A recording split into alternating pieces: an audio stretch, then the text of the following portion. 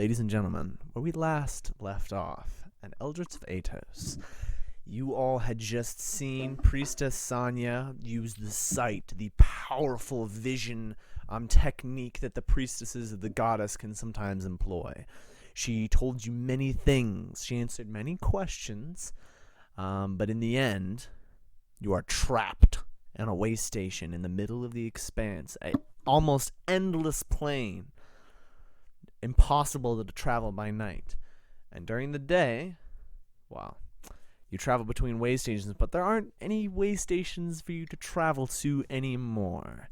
You are alone in the middle of nowhere, but someone is coming. The way stations have fallen. One of them, because of you, and the other one. Nope, they don't know that. No, that was because of Giant Bone Man. Oh yeah, well, that's geez. true. I mean, you didn't make it easy on the way station by using magic to destroy the structure that's been there for millennia. But Well, the structure shouldn't have been there if it didn't want me to come. I mean, fair enough. I should be a lawyer. And the third way I'm station from has Connecticut. fallen for unknown forces. After the vision and a short rest, we awaken. It was suggested by Sanya's visions that you guys have 1 day, and they will attack at night. So, you awaken bright and early as the sun rises over the endless plains of the Expanse, highlighting little crab-like creatures that have just use their chitinous shells to defend themselves from the rain on the plains, are kind of untucking themselves from their little burrows and skittering around the plains. The second way station that you guys are at, it is coming to life. It used to be a city that could hold 20,000 back in the days of the Empire, but 200 people live here, a scattering of swordsmen, and a few less than 200 after Ashton, so kindly, using bookshelves, murdered about a dozen or so bandits. But the second way station, led by Priestess Sanya, the goddess, and swordsman. One moment, my notes. Bruno, swordsman Bruno of the sixth. Of the seventh, Lord Bruno. You are there. Tell me what you all dreamt about. We'll go up the chat. What does McGuire dream about the night before? He dreams about going back to the Underdark and leaving all this terrible, awful stuff behind. Back to the cozy, snug, dark dungeons with your family and your tech, and those were the days you didn't have And to wear no sunglasses. Katasi skin puppet. No Katasi skin puppet. This Katasi skin puppet marker was at 0. It was a good time. What does Nimue dream about? Nimue dreams about burning lakes and puppies. Not together though. One came before. Yeah. You're not a sadist. What does No, of course Ashton not. dream about? Is it one word that starts with a K, ends with an S? Yeah, actually. Wait, does it not start with a Cats. C? Colo starts No. with a K. Huh. Yeah. Right. Mind blown. Yeah, like swimming in it, like Scrooge McDuck. That's the only. We've done a dream sequence before. I think that's the only dream Ashton has.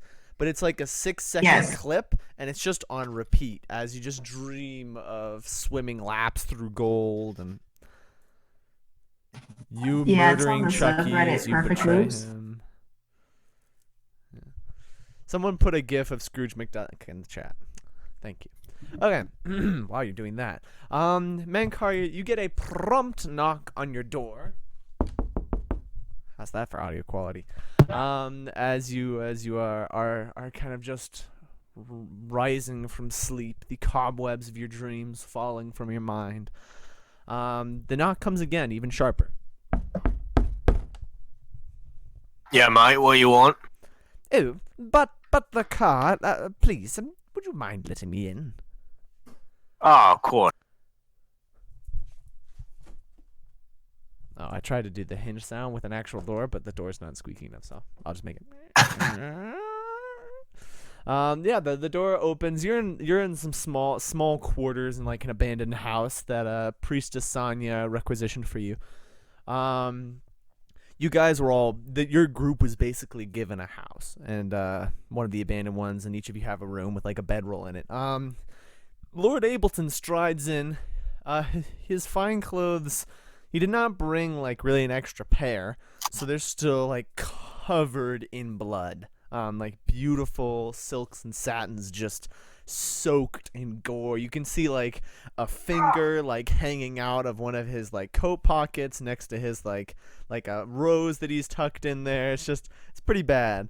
Come on, mate, you got a little something there. Oh, sorry. And he like swipes it off. He has like a big grin on his face. Butler man, I have to say, this is such a charming adventure. I so enjoyed the skirmish with the bandits and the rush across the Expanse just as the hail was coming down, and the visions and the thrill of a siege, the cliffhanger, and the getting my servants to disappear. Absolutely brilliant, I have to say. You truly are the best butler man. I mean, really, I wouldn't put it past you. And he gives you like a knowing. He does like the thing with his nose where he put his finger to the side of his nose. But one grows tired of the one grows tired of these games, and I think I'm ready to head back home. I'd be happy to pay all the stunt doubles and of course, and I really appreciate setting up this little adventure. I mean, Butler never did anything like this, before he betrayed me, so I just have to thank you. Staring down those bandits with a steely gaze was just, I don't know, reminded me of my youth when I traveled the world. Good times. But... Right, mate. I don't think there's anything for you to go back to. I'm sure it'll be fine from the he does like air quotes Katasi skin puppet. Butler man, you truly are so inventive. Mate, you do realize even if I wanted to put on a show, it wouldn't be this grand, right? I mean, he looks like a little hesitant. I wouldn't have killed real people back there, would I? There can't be some bizarre monster speaking to us as we move our way across the Expanse, and the way behind us isn't really destroyed, is it? And there aren't an army of who knows what coming to murder us all, are there? Well, mate, you really are having a good time, aren't you? I mean, I am really enjoying this adventure. But I am getting the feeling it is a little more real than I was hoping. Oh, it's all just about the immersion. Just keep enjoying yourself.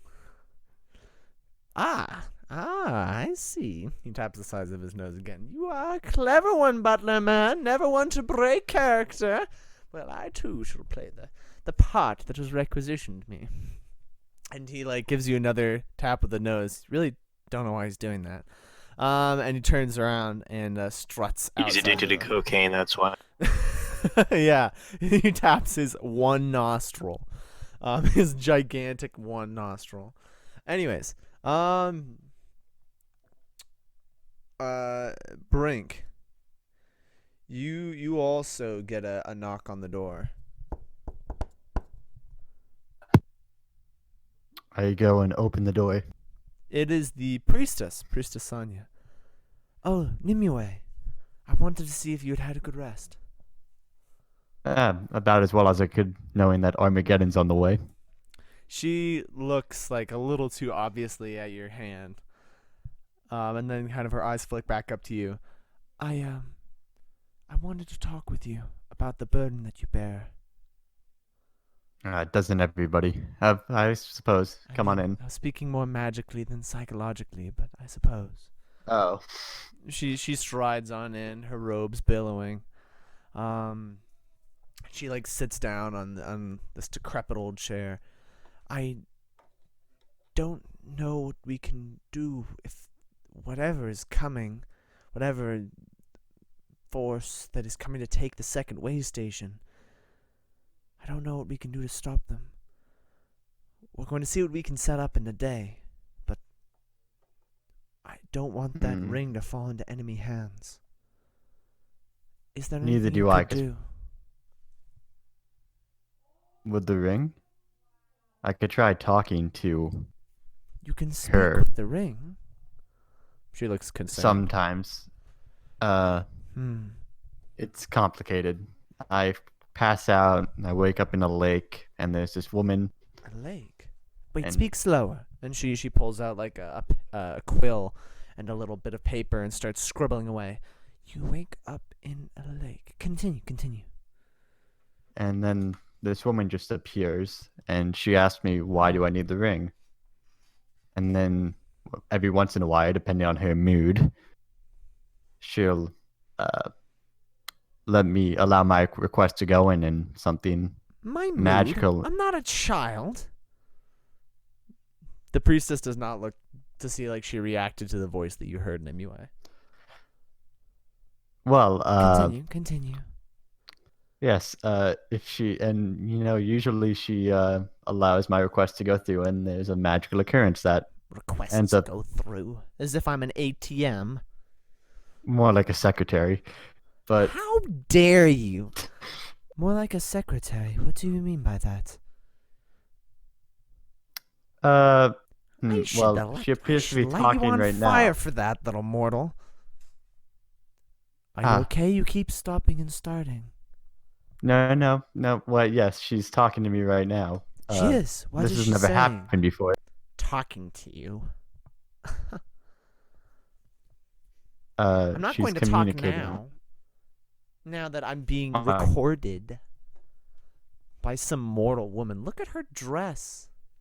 Well, she also, communes with the goddess, so not many people can Are do you that. talking with her about me? Yes. What is she like? Is she Oh, humanoid? Uh, Am I humanoid?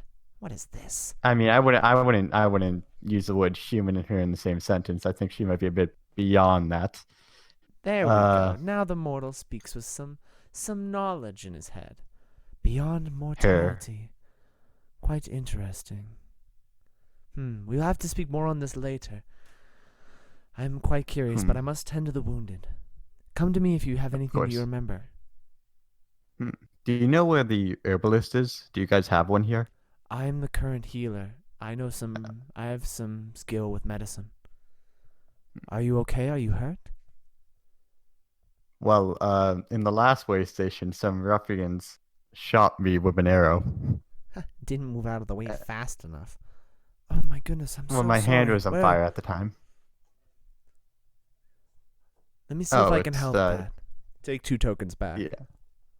Nice. Okay. And then I kind of thank her. You kind of thank her. Gotcha. No, I do thank her. Sorry, I'm just being an ass. Yeah. I'll be seeing you later, Nimue. Keep me posted on any updates with the ring. And then she, Priestess Sanya strides out. Ashton, you get like a tiny little tap on your shoulder. Wake up, motherfucker. Let's go get the colos. Come on. Let's go. Wake up, big boy. Come on. Wake up. Come on. Wake up. You gotta wake up. Come on. Okay. Think of colos. Dream of colos. Come on, motherfucker. Dream of colos. Yeah. Oh, hey, Ashton, you're awake. Hey. Yeah, no kidding. How you doing? How's it going? What'd you dream of? I dreamed of swimming as usual. I don't know what it means.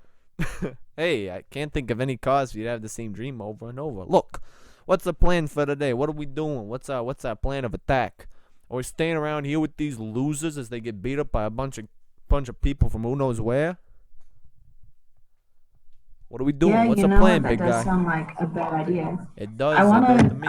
hunt down the leader of the swoop gang. Hey, But, but how we like- get off this rock? That's the real problem. That's the real question. That's the question that's got to be answered. The answer that's got to be questioned. What are you thinking, big boy?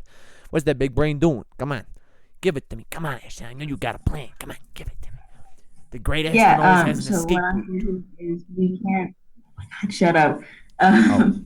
So we can't get off of this like way station without the rest of the people, because obviously, like, they're trying to do something. I don't want to die out there, and leave all of my stash for just anybody to find. Hey, that's a good So we've plan. got to be smart. So I say we stick with these people until they find a way to get off the way station, and then we skedaddle. Hey, my dick is now a noodle. Okay. So you and Chucky continue on your wonderful journey. Yeah, you're just hanging out. Yeah, you guys are all having a good time. There is like someone raises their voice to all of you. It is Lord Bruno, of the garrison here. All right, everyone, come on down. We've got some breakfast for you. Can't be planning a siege on an empty stomach. Come on down. Very well. Lord Sounds Ableton delicious. strides Trundle from the down. spoon. You can see from the spots on his clothes, he's like desperately tried to wipe all the blood off, but in doing so, has just smeared it like even worse everywhere. Well, thank you, good sir. It's quite nice having breakfast served for you. I think perhaps this place isn't so uncivilized after. The swordsman Bruno drops like an entire chicken onto the table, but it's just a chicken. And it is still alive. And he just puts it on the table. Have a good breakfast. And steps on out of the room. Lord Ableton. Right, mate. Oh. I thought he said Oh. cook. Oh. Oh, it's delicious. Come on. I take the chicken and I break its neck. Oh, yeah, there's a snapping sound. And Ashton's in the kitchen in like full plate mail, flipping like you're just making omelets. Okay. Add surprisingly good cook as one of your aspects, Ashton. Sick. So More incentive to go into the restaurant business. there we go. Forget this whole ring garbage. You guys can just start a small business. There we go. That's how you're gonna make your Kolos fortune. Is with this really successful restaurant. While Ableton is like looking a little pale, a little pink around the edges, you guys have a moment to talk. Have a moment to chat. Actually, no, you don't. Actually, yeah, you do. So is there any? I don't know. Is there anything you guys want to talk about before we start to get into things? Yeah, mate. What do you think we should do? We got a lot of apparent options for whoever we need to summon, but I don't know where from or how. Well, we can't travel across anything at night, and we can't do it. Is there any way underground? Looking at Mihiko. Well, I don't think there is right now, but Priest she did say that there's digging that can be done, something along the line. Perhaps Priestess Sonia. He takes like a big gulp of chicken. Perhaps she can help us more with our questions. I guess you're right. She knows the area, so she might be able to give us more options, Butler Man. Indeed. Wait a second. Am I not in charge of this entire operation? Are not all of you my vassals and my servants and my... What is this? Asking questions? Truly, shouldn't I be in charge of this process? Hired me, so Oh. Would you like to be hired? yeah. Great. You've been hired to be paid later. Now, I think what we should do is to leave this place.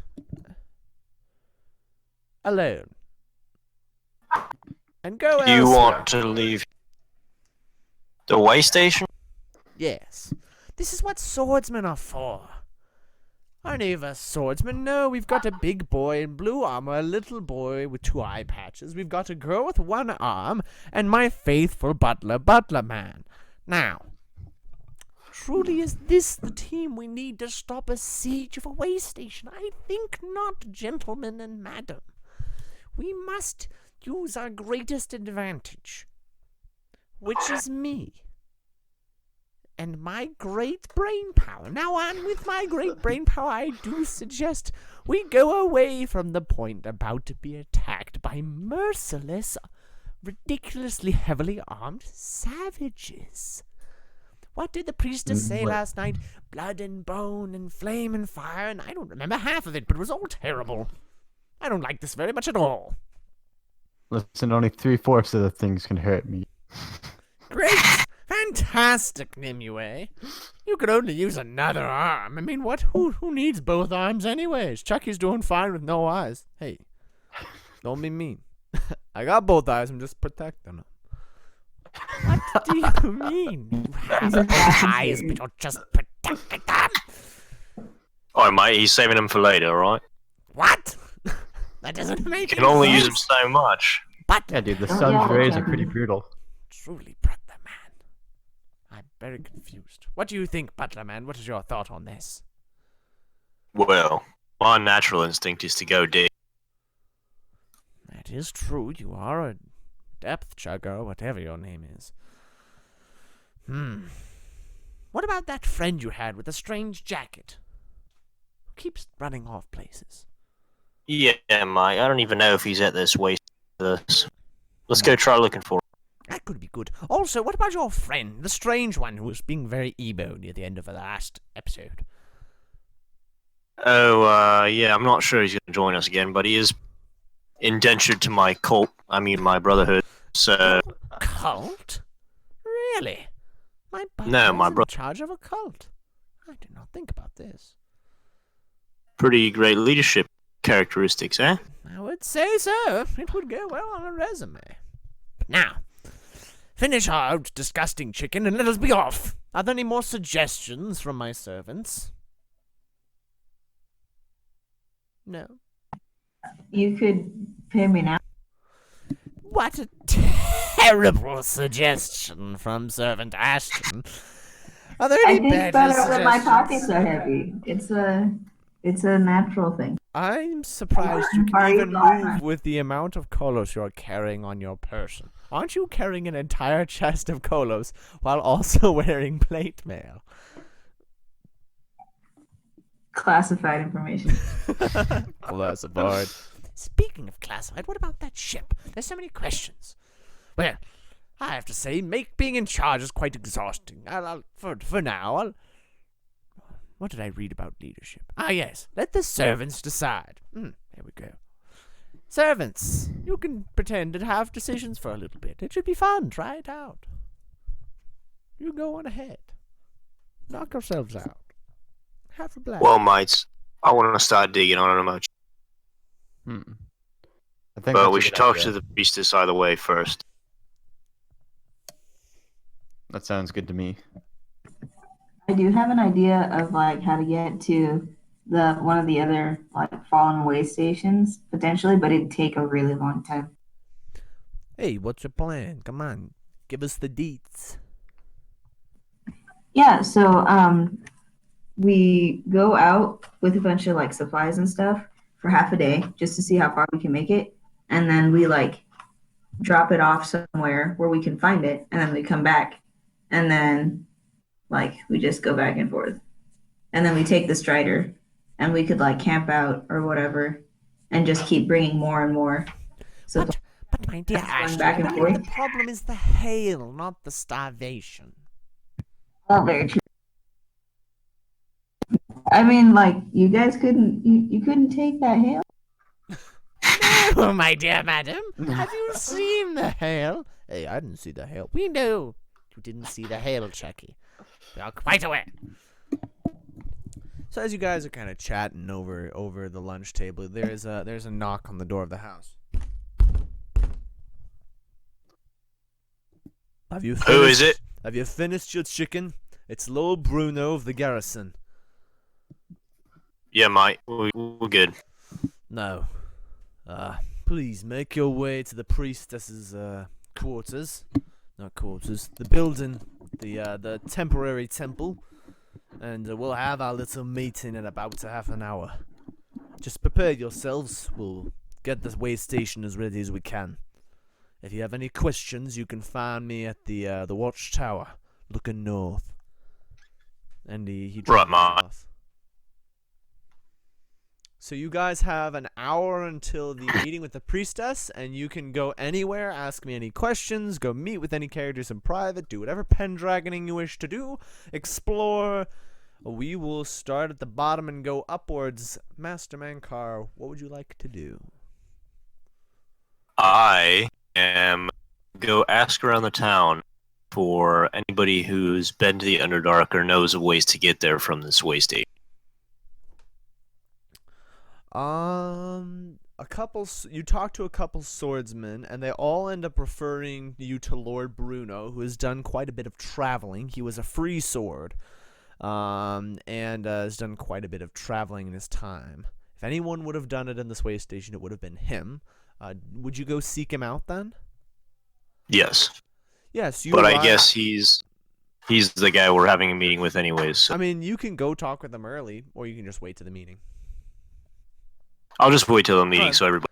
As you're going around, like looking at talking with swordsmen and various travelers and stuff, you're at one of the watchtowers, the way station. You can see down on the Expanse. This watchtower in question has like a big ballista, firing about meter-long bolts. That's pretty big, like siege engine, and pretty cool. There's a couple swordsmen there standing at the weapon, just chatting, doing some fencing, just hanging out. And as you're walking by, talking with people, you see the swordsmen are actually aiming and fire and looking at something down on the plains. Right, mate. So what's going on? No way, Mankar. No, that's a terrible voice. Let me do a different one. Mankar. Good to see you. Nothing specifically going on here. Just a bunch of those bugmen, just those roaches down there. You know, the usual. Bugmen? What? They look at each other and kind of grin. You've never seen them. Bunch of savages down on the Expanse plain. Apparently, they actually live there, even during the night. But I don't think anyone believes that. Hey, look. If you really look in through this, he holds up like the sight of the big ballista. You can get a real good look at them. They're riding around on their weird beetle things or whatever. If they get too close, we'll get to take some pot shots at them too. Alright, I'm gonna peer through the looking glass. They're humanoids. Pretty tall and lithe looking. Their skin is like almost a human tan, but it's like a little too metallic. It looks a little metallic, like a little like bronze. Not like super shiny, but just something's off with their skin color. They're like really tall, kind of long flowing dark hair, with their bronzed skin, and their teeth are unnaturally sharper than usual and like a little longer. They're all riding on these like big beetles. They're like scuttling through the plains at pretty quick speeds, and they're carrying like really long poles on their back. They're quite strange looking people, and there's a good like crowd of them, maybe like 30 of them, scuttling towards the way station. And as they're getting closer, one of the swordsmen like pushes you off. Sorry, getting a little close. You know how roaches are. Well, I guess you don't. He loads in a bolt, pulls the crossbow back, and you can see them. You can actually start to hear them. They're like whooping and hollering and like making strange like trilling sounds at the way station. And the swordsman like aims the ballista, and the bolt flies from the ballista, embedding itself in one of like the beetle mounts of these quote unquote roaches, which is the slang for the people. The rider falls off and tumbles to the ground. The whole group like looks furious, and they start pulling their these really long poles off their back. And suddenly you realize those aren't poles; those are longbows. They're huge. You can't even imagine someone pulling those.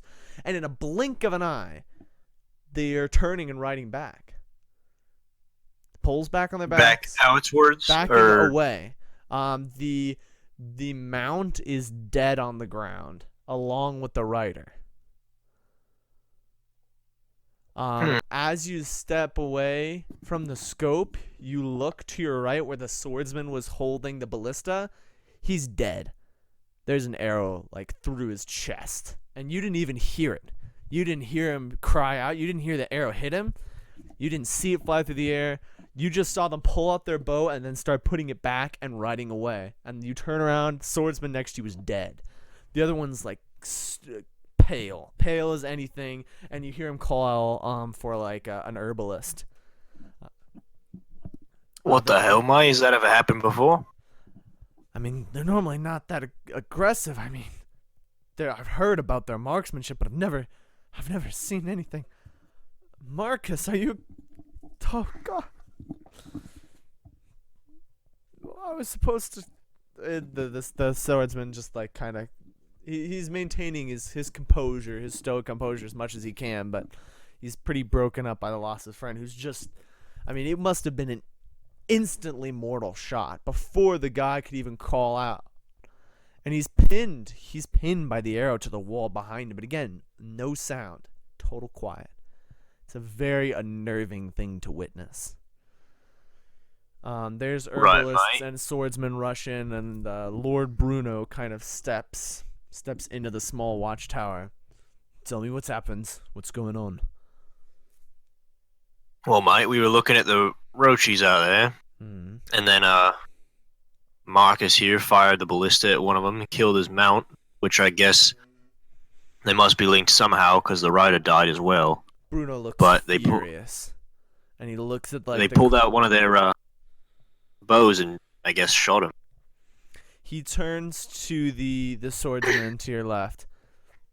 What's my orders about antagonizing those buggers out there?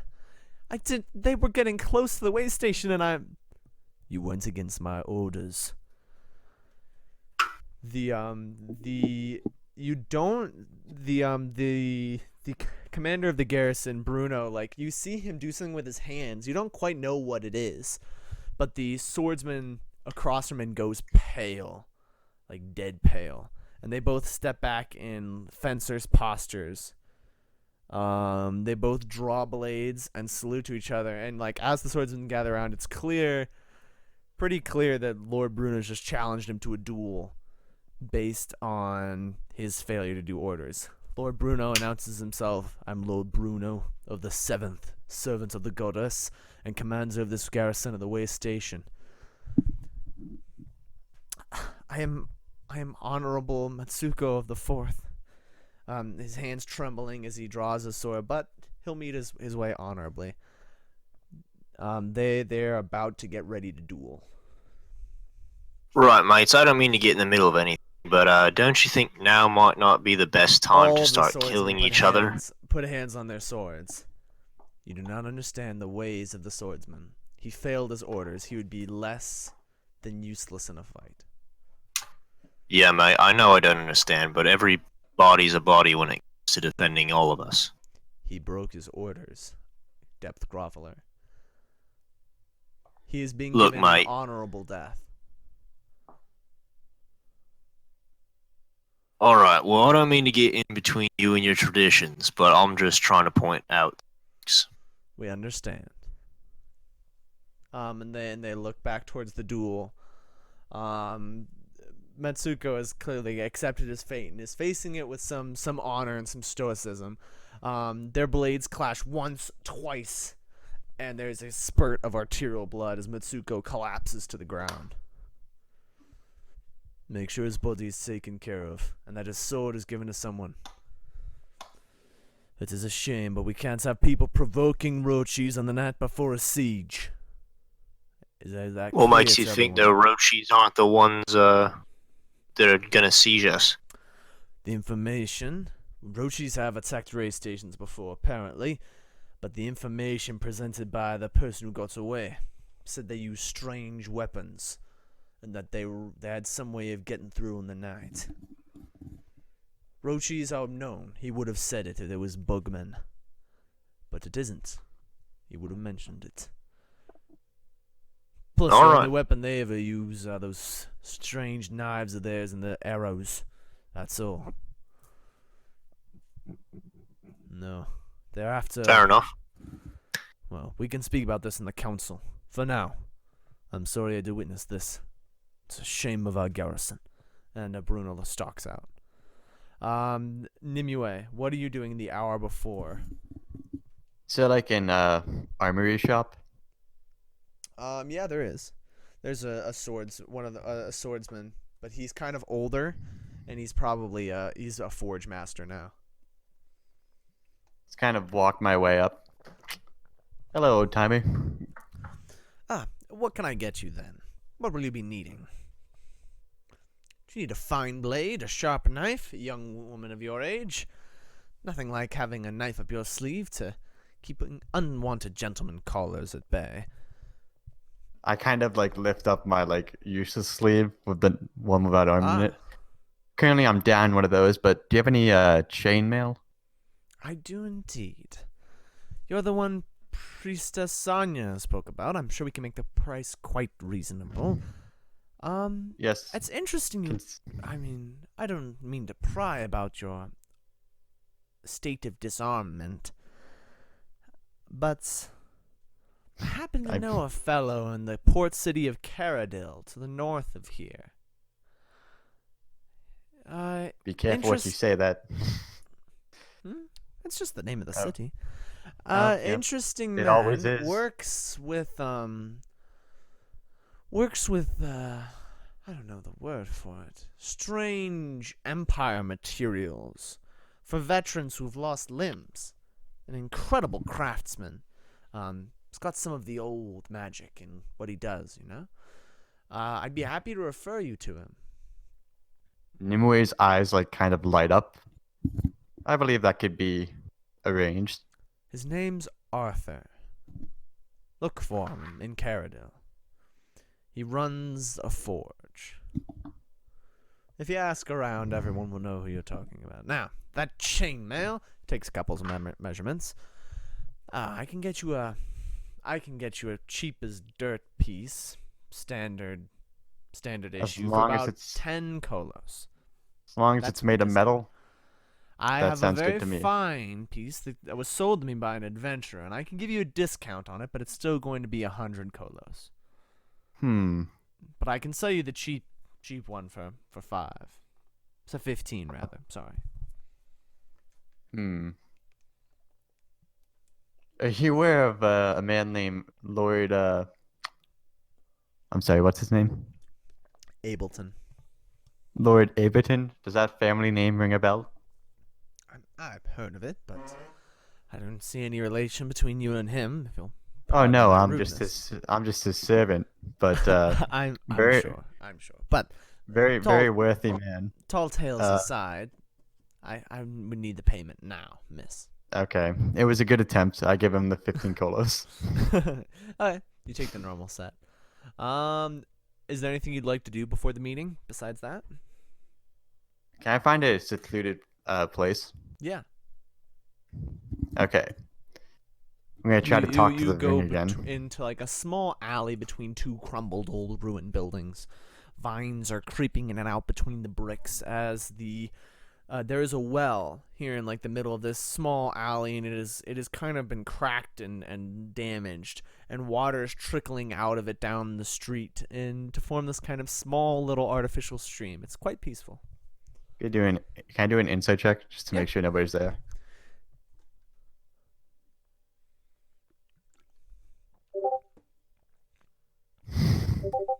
What'd you Well, that's get? a 6. I got a 1, but so I got a 6. Um, It's a beautiful stream.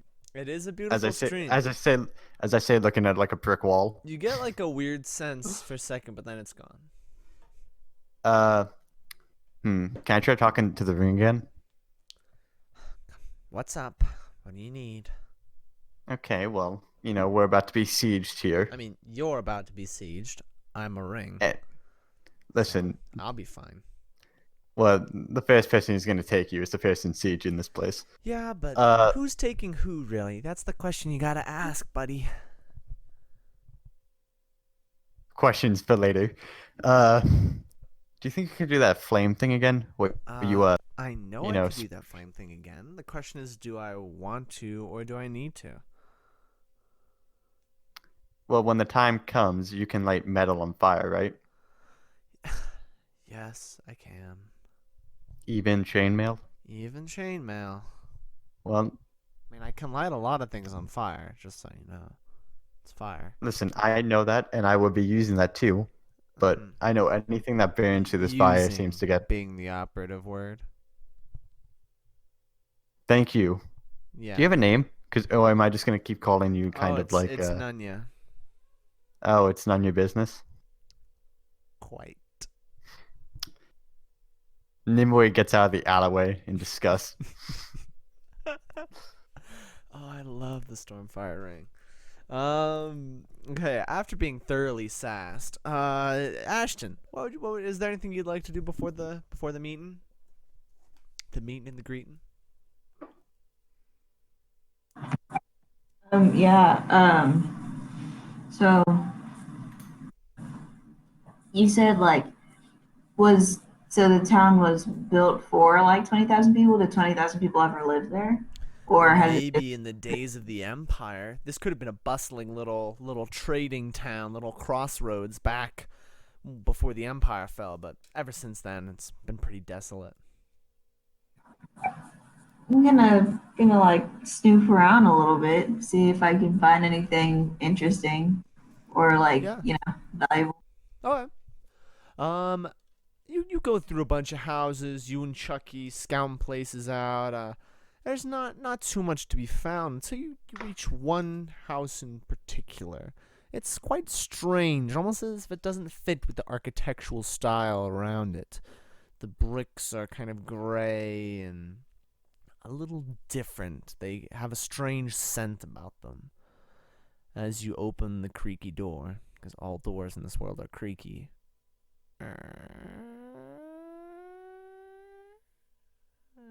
Dust kind of floats up from the old oak floorboards as you and your sidekick, Chucky, creep through the house, looking through cupboards and chests and doorways, and there's not much to be said, although the house is quite odd. No furniture to speak of, no kitchen, no bedroom, just empty, square rooms covered in dust.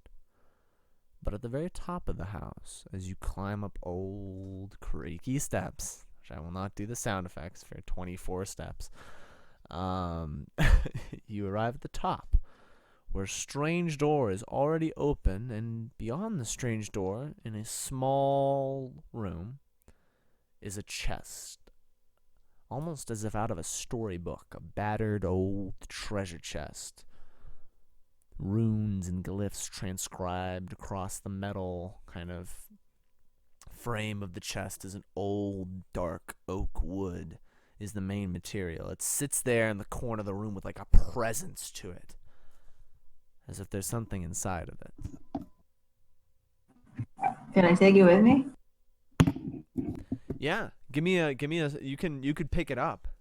Do you want to do a strength check?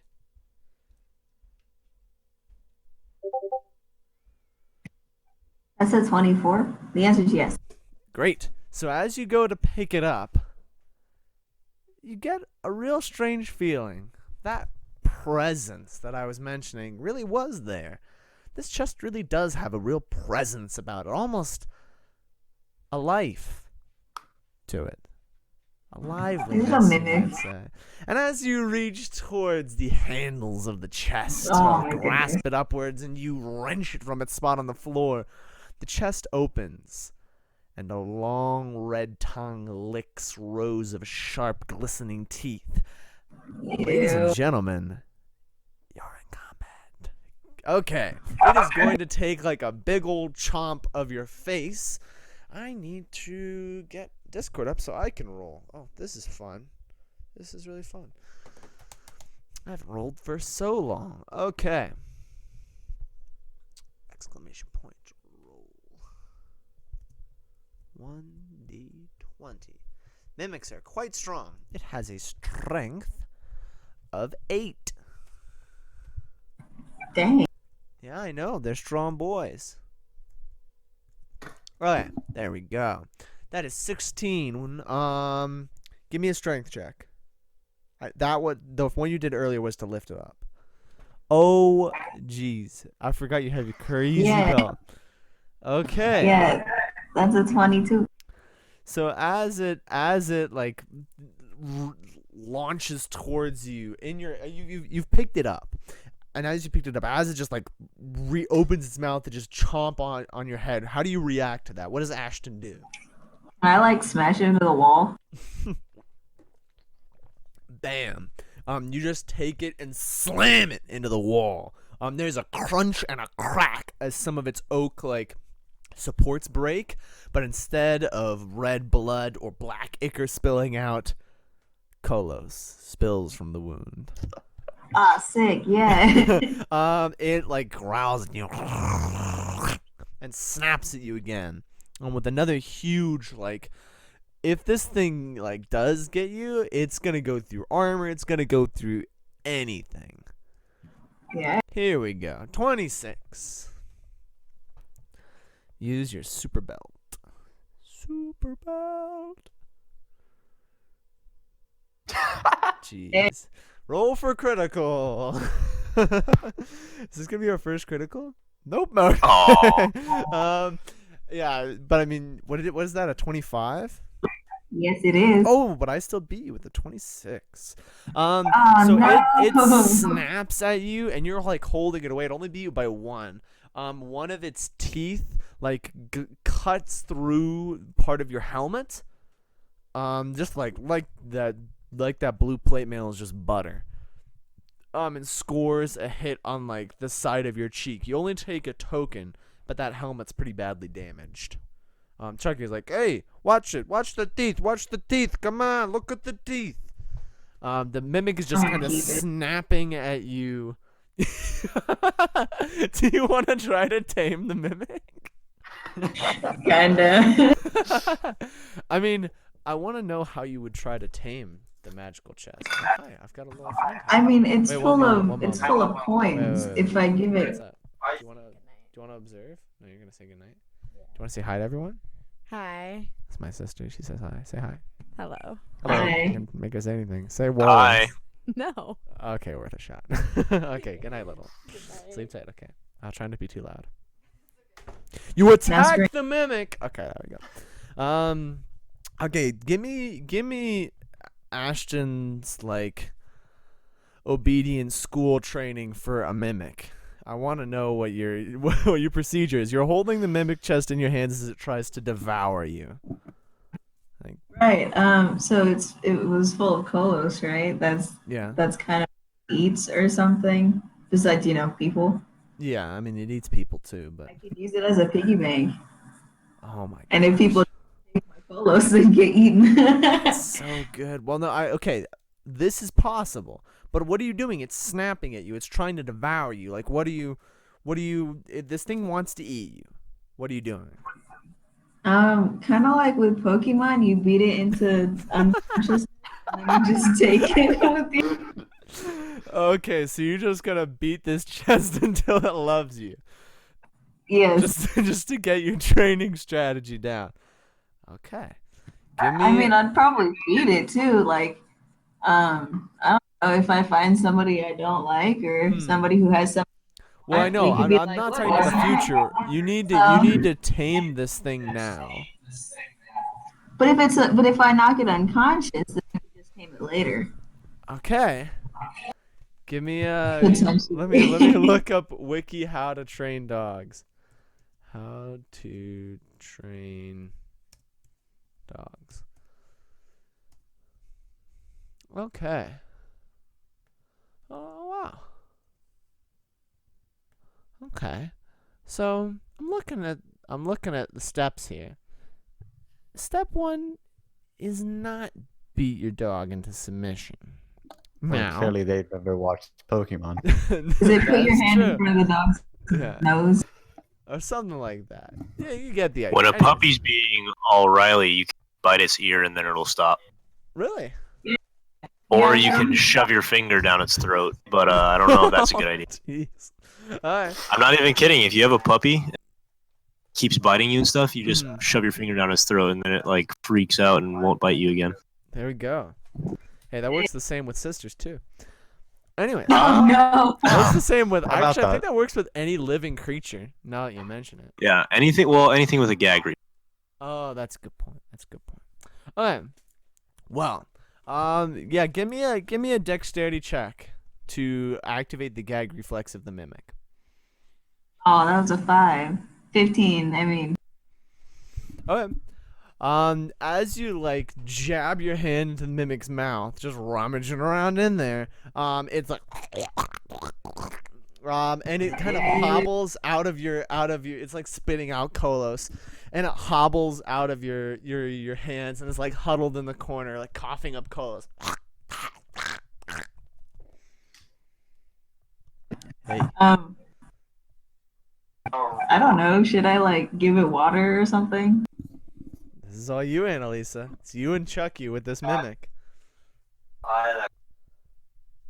Can I feed Chucky to the mimic? I mean, you can do whatever you want, Annalisa. This is D&D. Dang it. Okay. Yeah, if you want to feed, go for it. Hey, yeah, that's a good idea. Hold me closer to him so I can inspire him to be your friend. Yeah, real close. Even Yeah, of closer. course. No. What are you doing? Hey. Okay. I'm gonna. I don't know. Give it like 5 colos out of my pocket. Alright.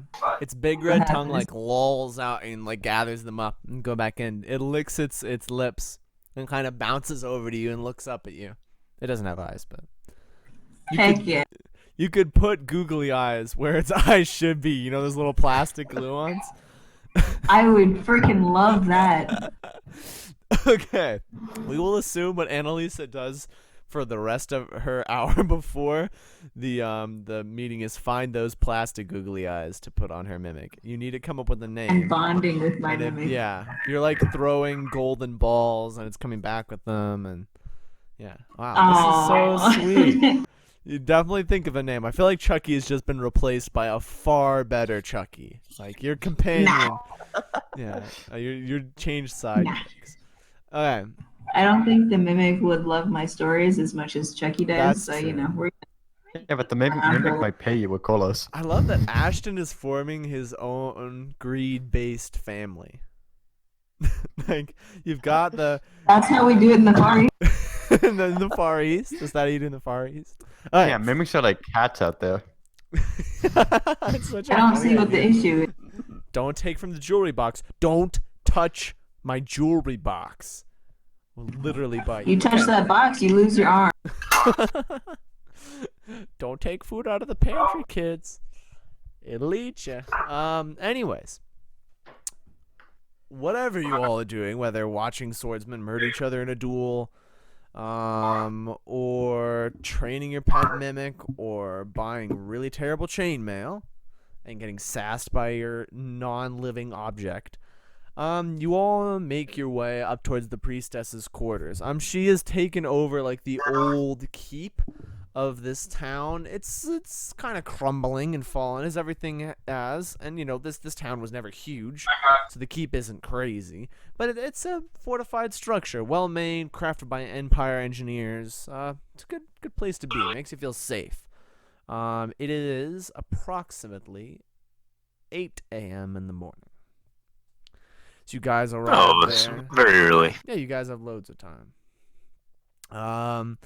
So yeah, you gather there. There's swordsmen standing watch.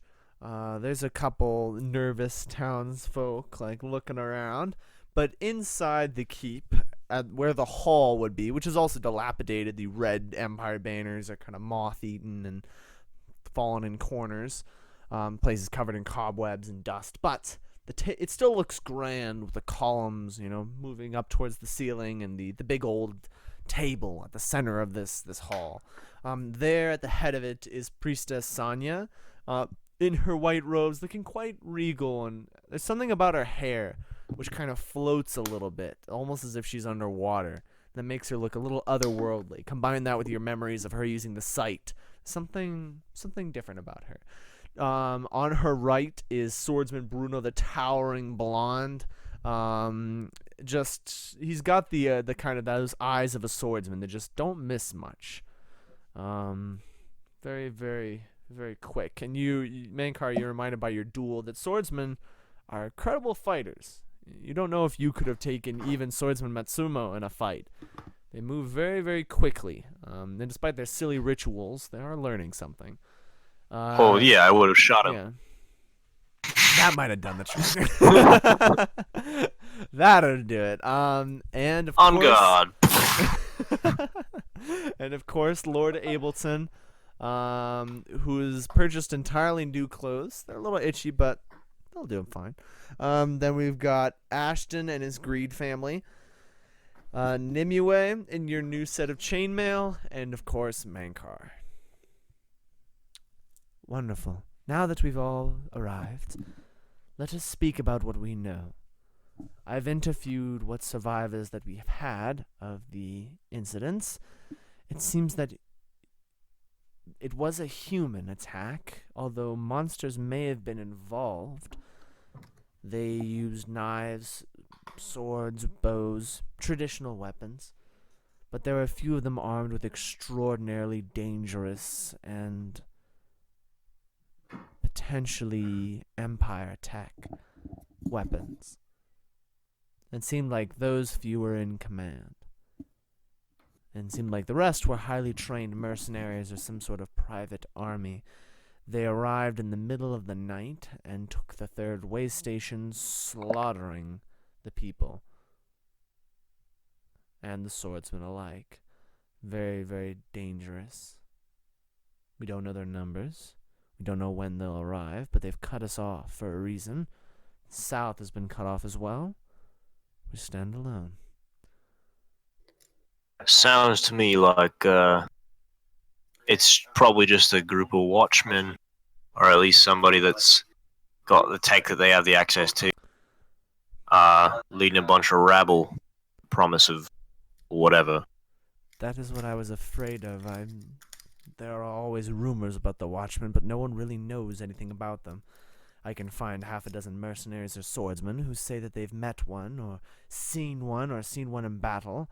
They describe strange weapons. Even thunder weapons are somewhat known to me, but those are pedestrian tools of warfare, truly the least of the Empire's creations. They have made stranger and darker things still, and it is those that keep me up, rather than thunder weapons, which are deadly, but a known entity. Well, just saying. At the end of all this, if we can get our hands on one of those, then we might be able to use it to our benefit. Perhaps, but let us focus on the surviving of such an event first. Do any of you have any ideas? Well, you said something yesterday about going to the Underdark, digging down a little bit. I mean, I do not know if the... First of all, I that was me during the sight. I do not know. Specifically, there are passages downwards. There's an old secret passage that goes down from the keep. But... Well, I think that's a start. That would be a good place to start. Well, you're all getting ready. I'll make sure that the garrison is prepared, that everyone's stocked, that all the fortifications are made ready for an attack. Now, we can have ballistas trained on every direction coming into the way station. I'll keep an eye on everything. We'll try to give you as much time. We think they'll arrive at nightfall to repeat the trick they did earlier, but they could arrive technically at any moment. So I'll make sure my swordsmen are keeping watch. What about the roaches?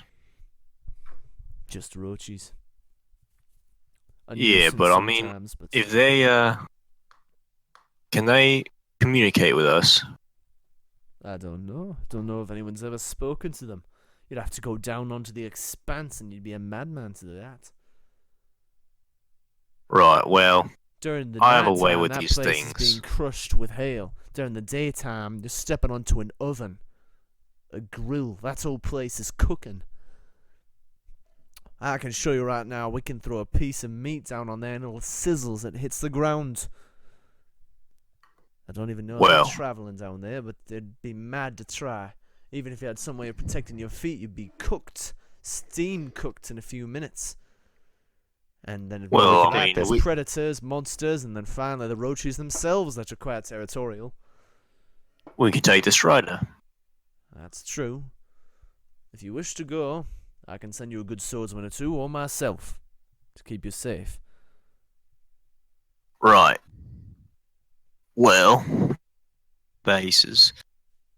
I think what we should do is I'll go to the Underdark, and then maybe Nimue and Ashton, if you want to go out onto the plains and try to maybe see if the roaches are willing to help us if we stop killing.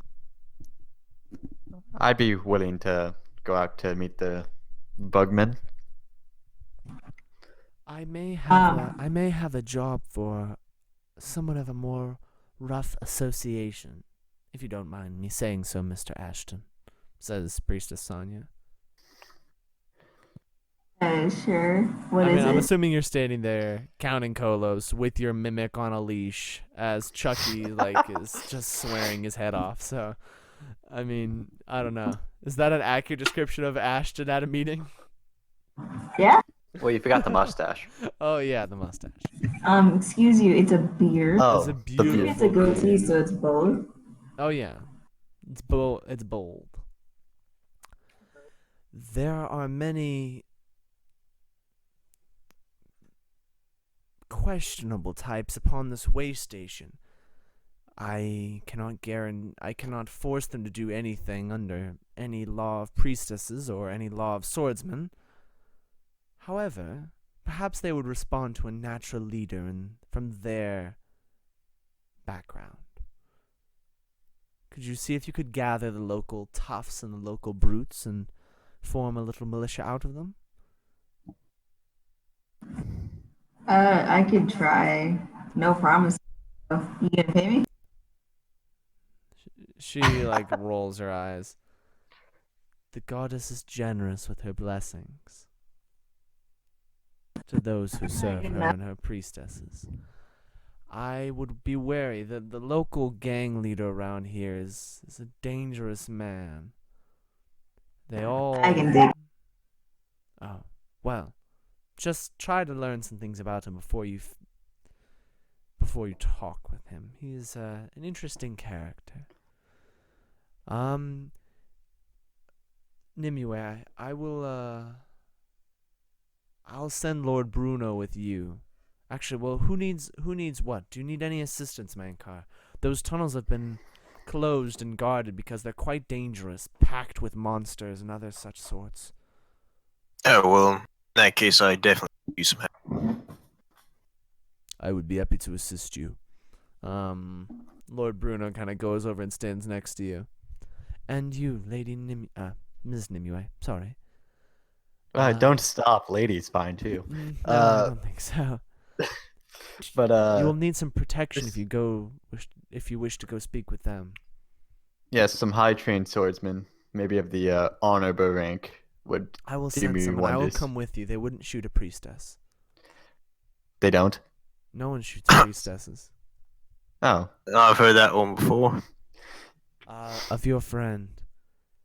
He is quite the special circumstance. He is not technically a priest, but rather being trained to be one. The sacrosanct does not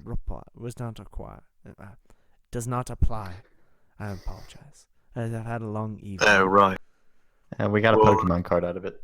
I guess. Do you know if roaches even know what a goddess is? They would not strike down a priestess. This I can guarantee. all beings know of the goddess, if not by that name. Alright. Very well. Alright, let's get going now. Lord Bruno, come on, sunglasses, let's go this way. You'll be happy to get back to your home country. Back where the sun doesn't shine, I'm sure. I actually traveled the Underdark in my time. It's been a long time from now, but I don't know. I've heard people call it ugly and dark and dank, but I saw beauty in the geometric progressions of the crystals and stalactites, and I don't know. There's comfort there. It's like a big stone blanket. I don't know. Always struck me. Definitely a lot better than this hellhole up here. Today I will agree with you, my friend. Before you go off, Nimue. Actually, no, yeah, Nimue and the monk. Not the monk. The priestess, you go off. Lord Ableton kind of sidles up to you, Ashton. Well, I do not know if you need any assistance from a character such as myself. I'm quite charismatic, and if there's any help you may need, I'd be happy to help you. If you need to win... Yeah, you can help me get information about this this guy. Some information, truly. I have a silver tongue, and I will be able to get it out of anyone I wish. I'll be back in one moment. Okay. You see him, like, rush off to, like, another place inside the tavern, inside the keep. And just, after about, like, you're just sitting there, hanging out, petting your mimic, who you need to think of a name of. Chilling with Chucky.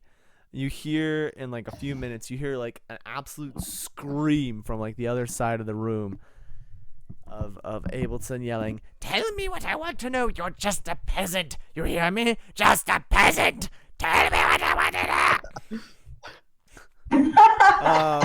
know." And a few minutes later, but it's really muffled, so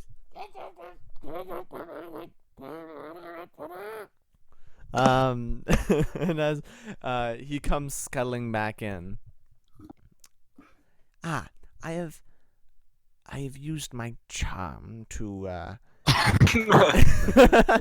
to inquire upon the locals about this character. His name is Daniel.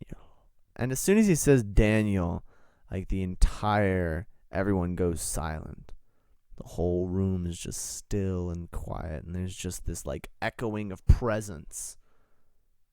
I don't know why that happened, but that's his name.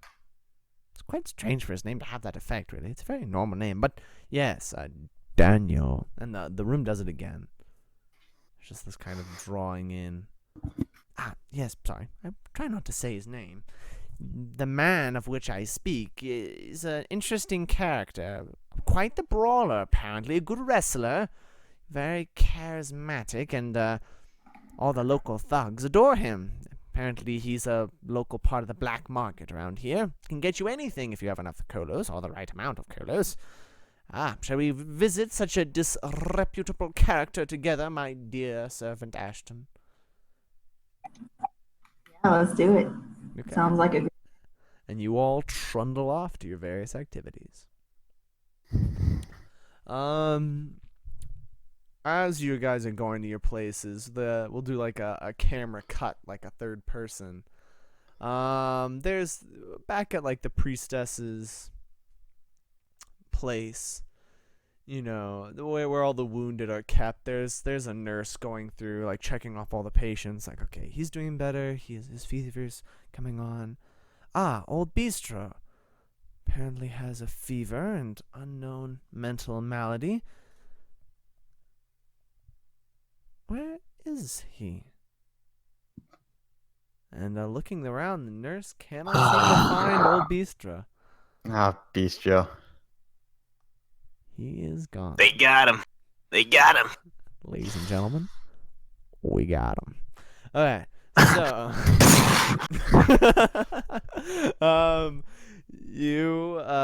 okay. I think we'll do like a little. I don't know who to do first. Roll 1d3. 1 is Annalisa, 2 is Brang, 3 is Cameron. That's a d4. Good typing. Aha! Annalisa. So we'll go down from you. Actually, we'll do whatever I'm order gonna you want. I'm gonna step away for 1 sec. Okay. But yeah, feel free. Annalisa. So yeah, you are Ableton has narrowed down the location of this Daniel to an inn. It's called the Pig's Feet, and it's pretty much the scumbag inn, of the area.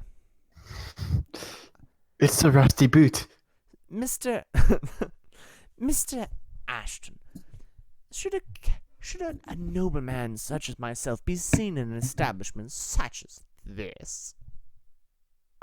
If you don't want to go in, you can go back. It's fine. Perhaps I could be a support in case things get a little too grisly in there for you, my friend. I would not want such a handsome, tall, and wonderful servant to be injured or murdered. You could be useful, Sure. So let me know if you need any help or anything. One moment.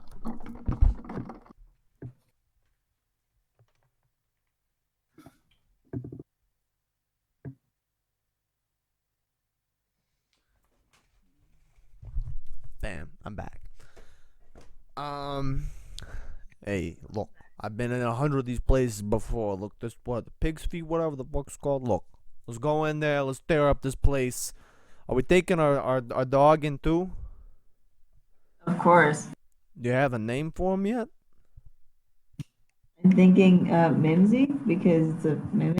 That's wonderful. I love that. Mimsy. Oh my gosh. Hey, you, me, and Mimsy, we're gonna tear up the whole fucking wall. Come on, let's go. Let's do it. Okay. Okay. How do you walk through the door? Describe your entering of this room.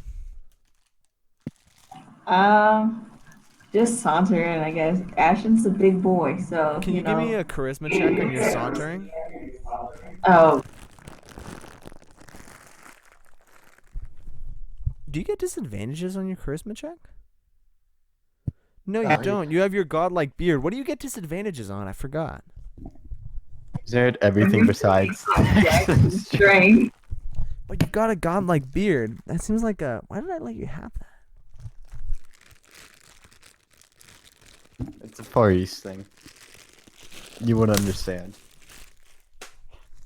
Sorry. I use the godlike beer to boost my charisma. Yeah. I mean, let's not even roll then. So don't even roll. You walk in and your saunter isn't that good, And everyone is about to look away, and then your beard catches the light of the firelight of this tavern. And the whole place, everyone takes an indrawn breath. You see the innkeeper breaks out in a sweat. Your beard is just glorious. It's absolutely incredible. As you're moving and doing your saunter through the doorway, Mimsy's leash in your left hand, Chucky on your right shoulder, your blue armor gleaming in the firelight. Your beard just shines outward. It's just beautiful. One of the bard in the corner singing some tune bursts into tears and starts writing a sonnet about it as soon as he possibly can, just scribbling it out on paper. And then the beard man strode into my goddess. He's just struck by this experience. But in an old Western movie where the camera zooms in on the eyes of one person and then zooms in on the other eyes? Yes. You do that across the room with a man standing directly opposite from you. He's absolutely tiny, but is the most muscular human being you have ever seen upon your life on Etos. He's just like a tiny little ball of muscle. He's standing there talking with a group of thugs. They're obviously scarred, cut up. They're drinking. They have leather armor, and they've got knives and swords. And they're just chatting and rolling dice. But they're kind of looking to him deferentially. But you lock eyes with this tiny little individual. And the whole bar just goes dead silent. Are you Daniel? as you say Daniel, you say, "Are you Daniel?" And like the whole again, Oh this my like ringing out of his name. Yeah, mate, that would be me.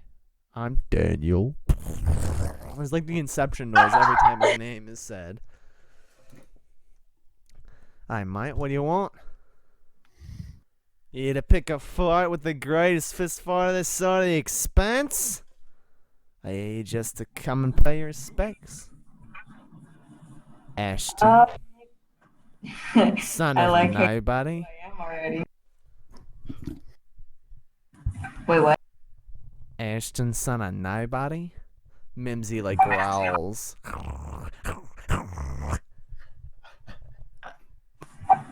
I'm like, well, Come let's on, fight mate. then. What are you doing? You want to fight? Yeah. Okay. Yeah, give me a what's your what's your style here? Are you just trying to like mash him over the head? Just say, Yeah, that'd Ashton. be- Huh? Daniel has the Daniel. accent of someone from the Underdark. So we knock him unconscious and then tame him and then Have a slave. Wow, you took that I mean, we exact probably got wrong. variations. No, it's not a slave. It's just a fighting type. Fighting time. Oh my god. I mean, What are you doing? I guess I'll get my mace and bash him over the head. If he's as strong as people think he is, it won't kill him. Give me a give me a roll. Wow. Jeez, man. Give me a critical check. So that is Damn. 25, 25. right? All right. God Daniel's out like a light. damn it. Yeah. Or Okay. he dies. That's what we play. Yeah. Come on, mate. Hit me.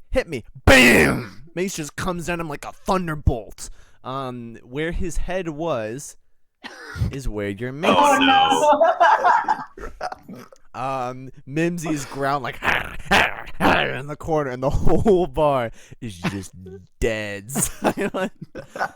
One of Oh the my like God. one of the thugs in the corner experimentally says, Daniel? This time nothing happens with his name, and his headless torso just crumples to the floor. Sorry, McGuire. Hey, I didn't even know he was from the Underdark. I don't really care.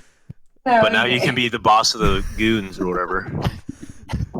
I mean, Wait. I might be. Daniel, are you okay? You hear like a shout from outside. How's it going in there? Is everything okay? I hear a lot We're of fine. silence. Somebody say Ashton. Oh yeah, maybe it's somebody Y'all say know my it. name? What is your name? Ashton. Ashton. Bam! The whole bar is just like thrown back by the shockwave of your name.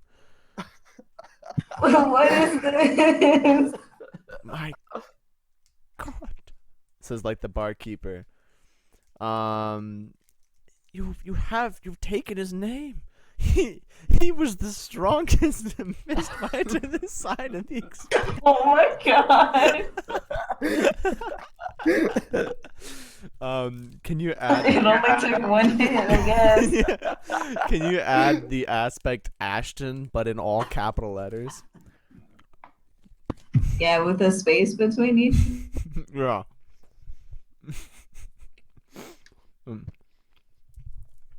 Sorry, I just found like a whole bag of chocolates and I'm just living a terrible life. Yeah, that's it exactly. All right. One of the goons like walks up to you and kneels. Like, what is your bidding, my master? Bring me all your money. Bam. Okay, we're gonna cut from Annalisa there.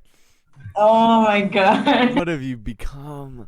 What have you become? you're becoming like the crime boss of all of Etos. I can just imagine there, like the swivel chair turns around. It's Ashton sitting there with Mimsy in your lap, and you're petting the top of the chest. Mindy's gonna be a round say girl. my name. What do you mean, say my name? But it keeps doing that dubstep. Do it. Just really intimidating. Okay. Mankar. Yes. With Lord Bruno leading the way, you step through curving corridors and twisting passageways, and you finally arrive at the entrance of said passage, guarded by a pair of swordsmen. They're standing quite smartly at their post, and they give us a quick and efficient salute to the commander as he walks through. He nods them, fist to his chest. Swordsman. No. Menka. We used to have this passageway as free roam if people wanted to explore it, but all the people who came here to search for artifacts or do research for the temple or some such all ended up dead or in pieces. And Well, mate, sad sounds to like a guy. fun place. He gives you a grin. I like you, Manka. Now, it should be fair talking to each other about what we can do. Mainly, I'm a fair hand with a sword, but I've got good eyes and good ears. I can keep an eye out for things. I've traveled these places before, but as with places like this, the architecture tends to shift around and move. So I don't know if any of my knowledge will still be current. What can you do? How can you assist? Well, mate, it seems like pretty much any gaps you would have, I cover. I know a lot about a lot of things, and I'm told that I'm pretty smart. So, yeah. Plus, if anything comes at us, I can just... I'm sure there's plenty of rocks down there. I can hurl at them. Interesting. Well, I'm curious to see you fight. Hopefully you get a couple crawlers down there. Let's continue then. What are we looking for, by the way? Is there anything I should keep an eye out? Well, I suppose just look for any signs of life that's not gonna try to kill us. Okay. Just like a lantern Sounds good to left me. unlit, a pickaxe, some trails, heavily worn or something. Okay, we'll keep an eye out for it. And thus begins the quiet and dark journey down through the secret passageways underneath the second way station. This place has a strange feel about it. It's different than the Underdark where you grew up, a different region for sure. You give me an insight check.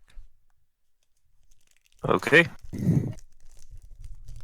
Oh boy. Bam! Give me a critical check.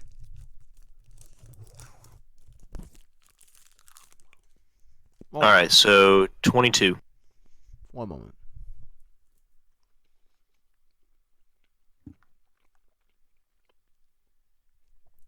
Okay. So, yeah, you know this place, and you see under depth grovelers will sometimes leave marks on the wall to let people know this is a safe passage, or this contains minerals, or that you could find treasure here, just kind of to mark places.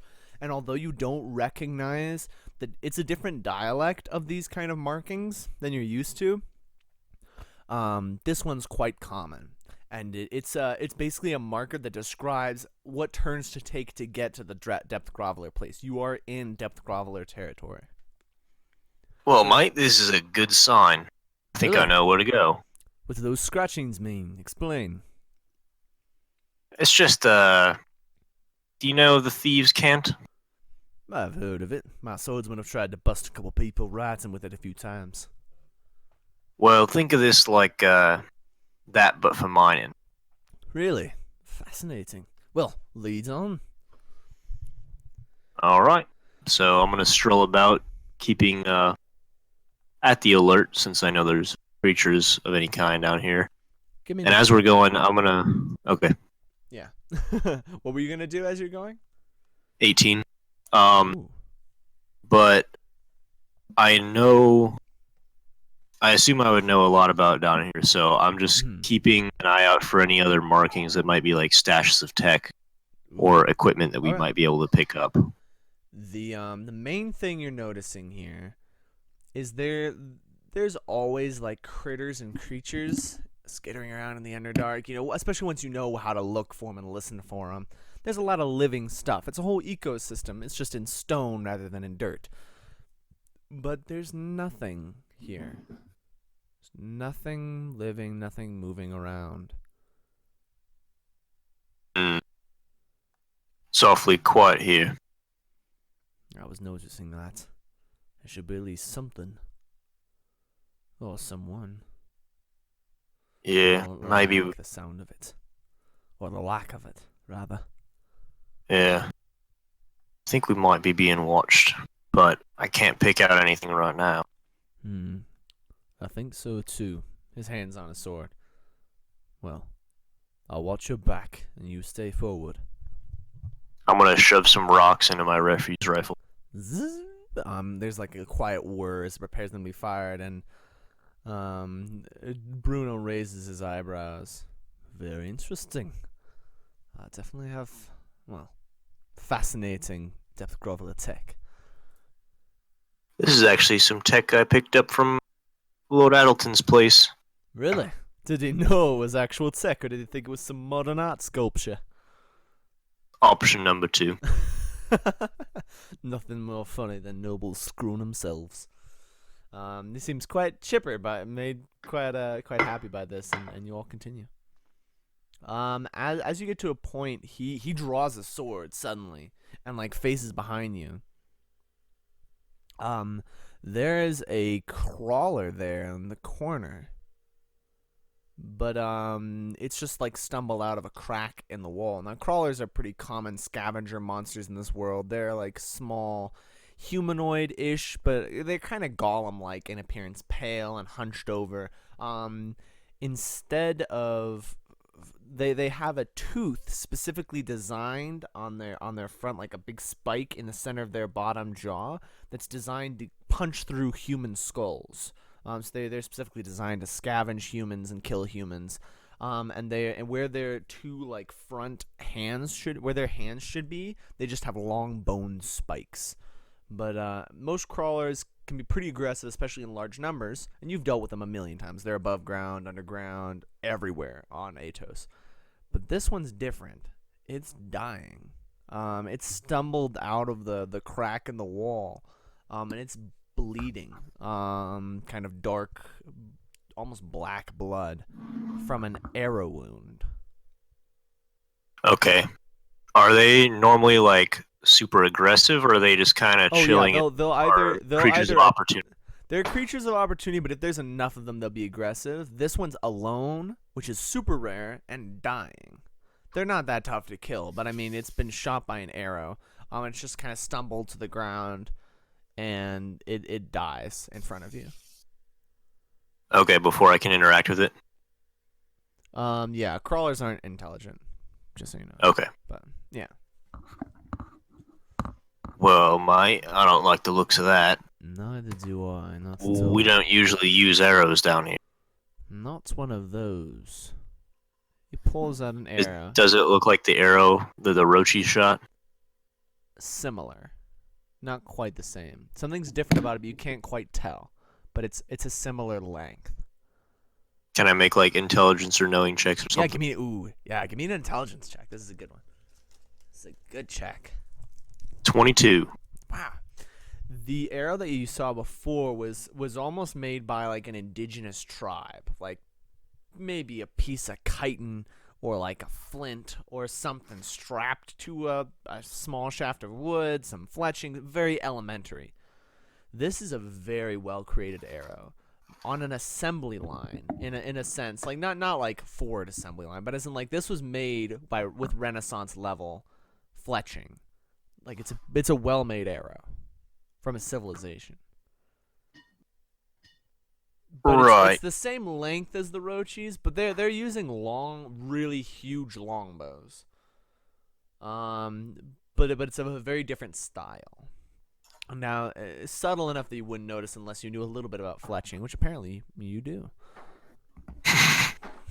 From one of those knowledge tech books, maybe. Yeah, there we go. What is it? You have a Right, strange look mate. about you. Yeah, do the Orochis have civilizations underground, towns or something? They don't live underground. They live on the surface. Well, that's what the rumors say. I mean, we don't know much about them, but they're not intelligent. I don't think they have civilizations. That's ridiculous. Well, mate, this looks like one of those, but it was crafted in a much better way. I mean, someone else could be using those longbows. I can't imagine someone drawing them besides Orochi, but someone could have, potentially. Maybe a What about a Death Grovel crossbow? attack. Nah, it wouldn't fit this type of arrow. Maybe a big crossbow. Still a little strange to be a quarrel, but I don't know. Alright, well, I'd say we should try to make it to this Death Grovel civilization as quick as possible. I agree. Let's move. You guys make quick time now, following more signs and scratchings through various types of caves covered in fungus with moss and vines and again nothing living. And you find your way to the gates of the Depth Groveler town. Now, Depth Groveler gates Depth Groveler towns are very interesting in and of themselves. Mechanical wonders, moving towns. That are each Depth Crawler town is very different and in its own way and culture. This one is covered with all these like mechanical doors. You can imagine them being what is it called? Those doors on like ships that you close, blast doors. That's not the one I was talking about, but that's close enough. Like big blast doors. That open and close. The blast doors are open. And strewn about the ground in front of the gates of this Depth Groveler town are your dead Depth Grovelers. Alright, They are let's go in here stripped and of lock up. weapons and armor. Stripped of anything, in fact. They're naked corpses. You can tell from their wounds, it doesn't take a genius. Someone has shot them and then removed the arrows where the arrows were not broken. Some cases they are broken and the arrows in that case are left in. What are the arrows made out of? They are the exact same arrow as the one you found in the crawler. You can presume that the one from the crawler was not removed because the crawler escaped into this crack. Okay. But there are tons of Depth Groveler dead here. The whole Right. town. Men, women, children, animals are all dead. Every living thing in this town has been killed. Well, this doesn't bode well. I don't think so, no. I'm sorry about this, friend. I mean, I know you didn't know them, but they're your people still. It's a tragedy. And Yeah, we're gonna have to get whatever did this. I would agree. The goddess does not smile well upon those who... I mean, everyone. It's everyone. He just looks like, I mean, this is a pretty level of brutality. I mean, swordsmen kill and murder other swordsmen. You know, and we'll kill goons and stuff, but this is a massacre. This is brutal. I mean, Well, the Great One works his ways, and not everybody likes him. That is true. But it is of the goddess to avenge the innocent. And that, he holds out a hand to you, Mankar, I swear to do. He what to me? He holds a hand out to you to, like, shake hands on like, swearing vengeance. Well, thank you, mate. I'm gonna shake his Bam. And we're gonna cut away from the massacred Depth Groveler town. Nimue. Yes. You are talking, so you are walking with Lady Sonya to the docks. To Oh, the can Strider we, docks. Is the corpse of the swordsman who got shot with the arrow, can we have that? Yeah, sure. Okay, we're taking that with us. Why? Well, they clearly shot him in retaliation. We gotta know that we're not with him. We'll give him to him as a trophy. I mean, listen, it's barbaric and stuff, but these are the same guys who killed him. Well, I will make it my main goal to protect you. It is your goal to try to convince them. I will chip in when I can. I do not know if the bug people, if they speak common or not. I suppose That's why we'll I'm taking- find out. That's why I'm taking the body just as a first kind of like, Interesting. way to communicate that we disagree with his actions. Should we bring swordsmen or not?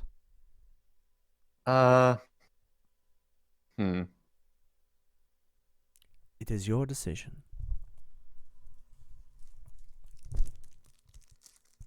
We'll bring 2 of us, and we'll have them be comfortable with disarming themselves when we get there, I will make certain of it. making it like a show that we're gonna disarm. Okay. Yeah, so you go to the Strider docks. There's a few dozen swordsmen there.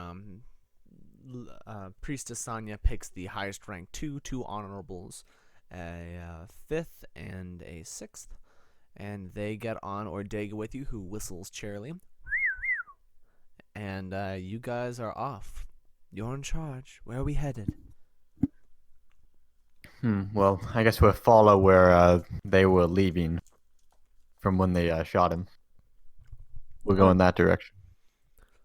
Yeah, you guys start traveling. It's brutal hot out there, but all of you brought like canteens of water from the way station's well, and you guys are traveling as Ordega. Gotta stay through the hydrated. landscape. Gotta stay hydrated. Just kind of whistling cheerily to himself. If I could whistle, buddy, I'd whistle right back. As you're there, you've got the 2 honorable swordsmen, and then of course the priestess. Is there any conversation you want to make? Well, I'm just gonna kind of like listen. We're gonna show that we kind of come in a non-aggressive way, so we're gonna make a show of you guys putting down your swords. They look to the priestess. You will do as she commands. They nod curtly, clearly not happy about parting with their swords, but they will follow the orders of the priestess. I know it might be tough, but it's, a show of good faith. I don't think we're gonna be able to talk to them with words. So a lot of it's gonna have to do with body action. So nobody be aggressive, even if they started acting slightly aggressive towards you. They know. The younger one asks, with all due respect, Ms. Nimue, why did you bring us here if we were not to use our swords or not to show aggression? Because it's a show of good faith. I mean, listen, it may be a long shot, but these are the same guys who can kill a person in the blink of an eye. And I'd rather not have them on my bad side. Both of the Especially swordsmen when look there's at each other, and you can see like a glimmer of excitement in their eye. And you remember, swordsmen have a fanatical love of danger and strangeness and adventure. And so they both nod and look quite excited to see this strange new thing up close. Ordega whistles to get your attention. What is it, lassie? Is somebody falling in the well? If you could see the eyes that Ordega was rolling, you would notice how incredibly rolled they had been. What a sentence. You can see scuttling across the plains, across the expanse, is like a small pack of the roaches or bug people, or buggers, depending on who you're talking to. And you can see them like scuttling along the way. The 2 swordsmen like slowly lower themselves closer to the chitinous top of Ordega just to provide some cover, whereas the priestess stands tall, her white robes flapping in the wind. Standing behind the priestess in a non-scared, just in a non-scared manner. I kind of look to see where they're gathering to see if we can park anywhere. Park. They all In the middle of the plain. Yeah, they all have all kind of stopped and looked at you. They're quite far away. Like, you can see that they're figures. They're not just dots, but you can't see faces at all. Like, you can barely see their arms different from their torsos. They're pretty far. Can we make Ordega our way towards slowly them? stops. Cautiously whistles and starts slowly moving towards. I do there's an insight check. Yeah, give me an insight check. It's 18. Okay. They are unsure what to do with you, from as far as you can tell. You're cautiously moving towards them. Well, as long as we don't show any aggression, I don't think they show any back. Stay behind the priestess entire time. They are starting to ride towards you on whatever beetle-like mounts they have. Okay. Are they getting within like eyesight? Like where I can start seeing them? You can start to see them. Okay, so is the arrow still in his body? Yeah, sure. Okay. You put it Because back. once they clearly can see us and like make out detail, or what I can think they'd make out detail from a kind of human perspective, I throw down the body. Off Ordega. In front of Bodega where they're heading out towards Okay. us. As it falls, you see something change about it, and you realize it's been shot twice more as it was tumbling down from Ordega. Again, like you don't see the arrows fly, you don't see them draw the arrow, you don't even hear the sound. You just see the body's changing up, and there's like 2 more arrows in it. And it tumbles and hits the dust on the ground below, and you can see as it hits the bare flesh of the body, you hear tss as it hits the ground. This entire expanse is like a clay surface. So imagine like a grill, if you guys have ever been in like a fast food restaurant, where you just like flip burgers onto this big flat metal surface. That's the ground of the expanse. So you can smell the cooking of this body as it lies there on the field before you. Well, that's unsettling. Like hooting and hollering as they're moving around Ordega, and you're looking around. One of the swordsmen is dead. Like again, that shocking, just like, oh, he's dead. There's an he's been hunched down, but there's an arrow like through his eye socket into his brain. You can see like gray matter dribbling out of the hole as he just slumps forward onto Ordega. The other swordsman just like is completely flat on the ground as he sees his comrade has fallen. The priestess stands unstopped. Not an arrow flies past or is in her. She just kind of stands there. But this group of roaches is kind of like hollering and screaming, and Ordega's like nervously whistles like. Getting though to that Ordega. Okay. Better make a move quick. Can I do like an intelligence check to see like if they're like making hand signals towards each other, or like Yeah. there's any like kind of, I guess, intelligence to their emotions? You can hear them. They're talking in like kind of a chattering language. Pretty excitedly too. Give me an insight check.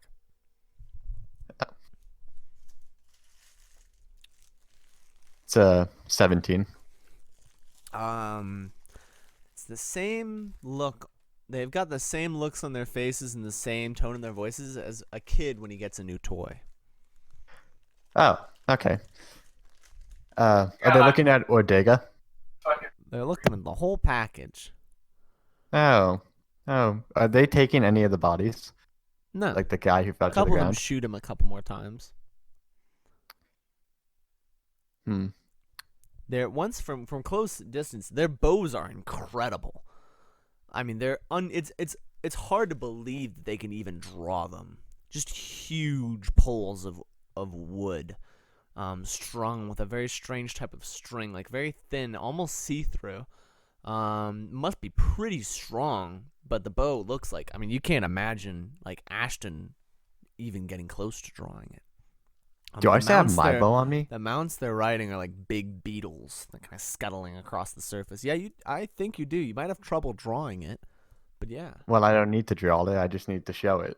That might not be a good idea. I don't want them to shoot anything. Can I kind of get to Ordega to see like if we can get in a position where like one of them very nervous. like Ordega get in a position where one of them can kind of like climb up one of the legs?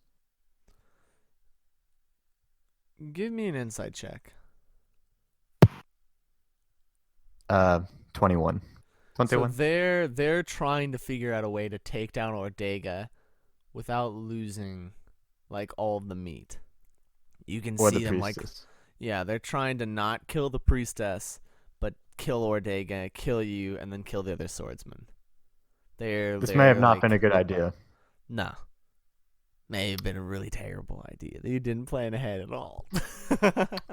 Okay. But it's okay Ordega. because you're not the only one on these planes. The same not. strange arrow effect happens again, but this time in the ranks of the Rochis. One of them just plummets onto the blazing hot ground, their flesh sizzling as they scream. The arrow, an arrow from another like bug person, like lodged in his chest. With a volley of arrows. This like squadron of bug people clad in like tatters and shreds of animal hide, they're like screaming and whooping and hollering as they start riding off. Just shot down.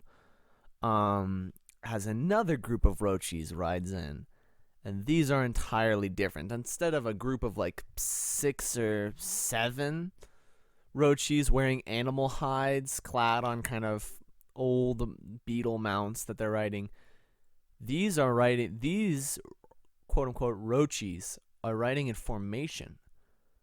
Their mounts are wearing bone armor. They're wearing like, although it's not the style you would associate, they're wearing clothing. And riding quickly. Towards us. Yes, towards them. There is an obvious leader in front wearing metal armor. Not Like- metal, some sort of armor though. But does it look kind of like forged? It's created for sure. Yeah, Yeah. forged of some. It's not metal because anyone wearing metal armor on the Expanse would be an idiot. But some sort of equivalent. They ride towards you and halt. Ordega again, probably about 100 or so. Beetle cavalry basically. They've all got their huge war bows, and they're looking across you. The one in the armor, in very accented common, speaks out to you. Who do I have the pleasure of speaking with? I am Nimue, and I'm here with the priestess of the second way He station. noticed. We came here to, foolishly, as I now see, Very. interact with those guys who, killed one of our men after he killed one of them. We thought it'd be a peace offering. I don't think they have the brain capacity for that.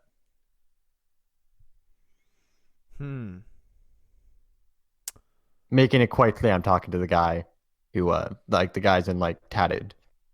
Those are our clothes. less civilized cousins. I do apologize on their lack of manners.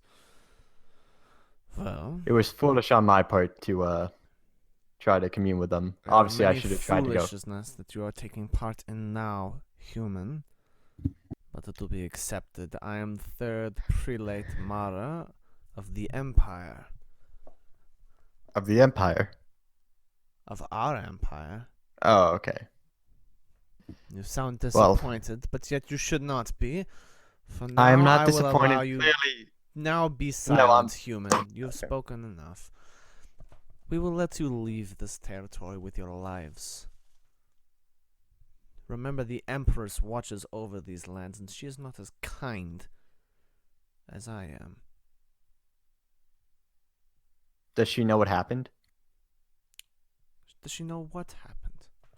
That one of the humans was shot by one of our less gentle cousins? We do not give a shit. No. Listen, The Nimue. the other way station. Does she know they're falling? And good riddance to you human scum perverting our expanse.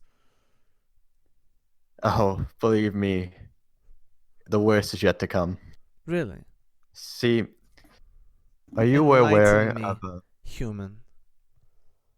Well, it'd be one thing if the way stations just fell to the will of the goddess or nature, but they're following to other humans, which I know doesn't sound bad at the moment, but they're following to humans. I assure you will pervert them more. We will see. The armies of the Empress are not very easily contained or stopped. We have allowed your way stations to exist until now. But Olympius what are the will ways- make sure that you fall one day. All you humans are getting what you deserve. And do you want to go against us with our simple bow and arrow and swordsman, or do you want to go against thunder weapons? There is a whoosh. You feel just like a puff of air. And the finger, which finger are you wearing the ring on? Probably my ring finger. Mm-hmm. The pinky finger of that hand, you just realize it's gone. Oh, great. More appendages. The prelate there standing in front of you shot it off with an arrow.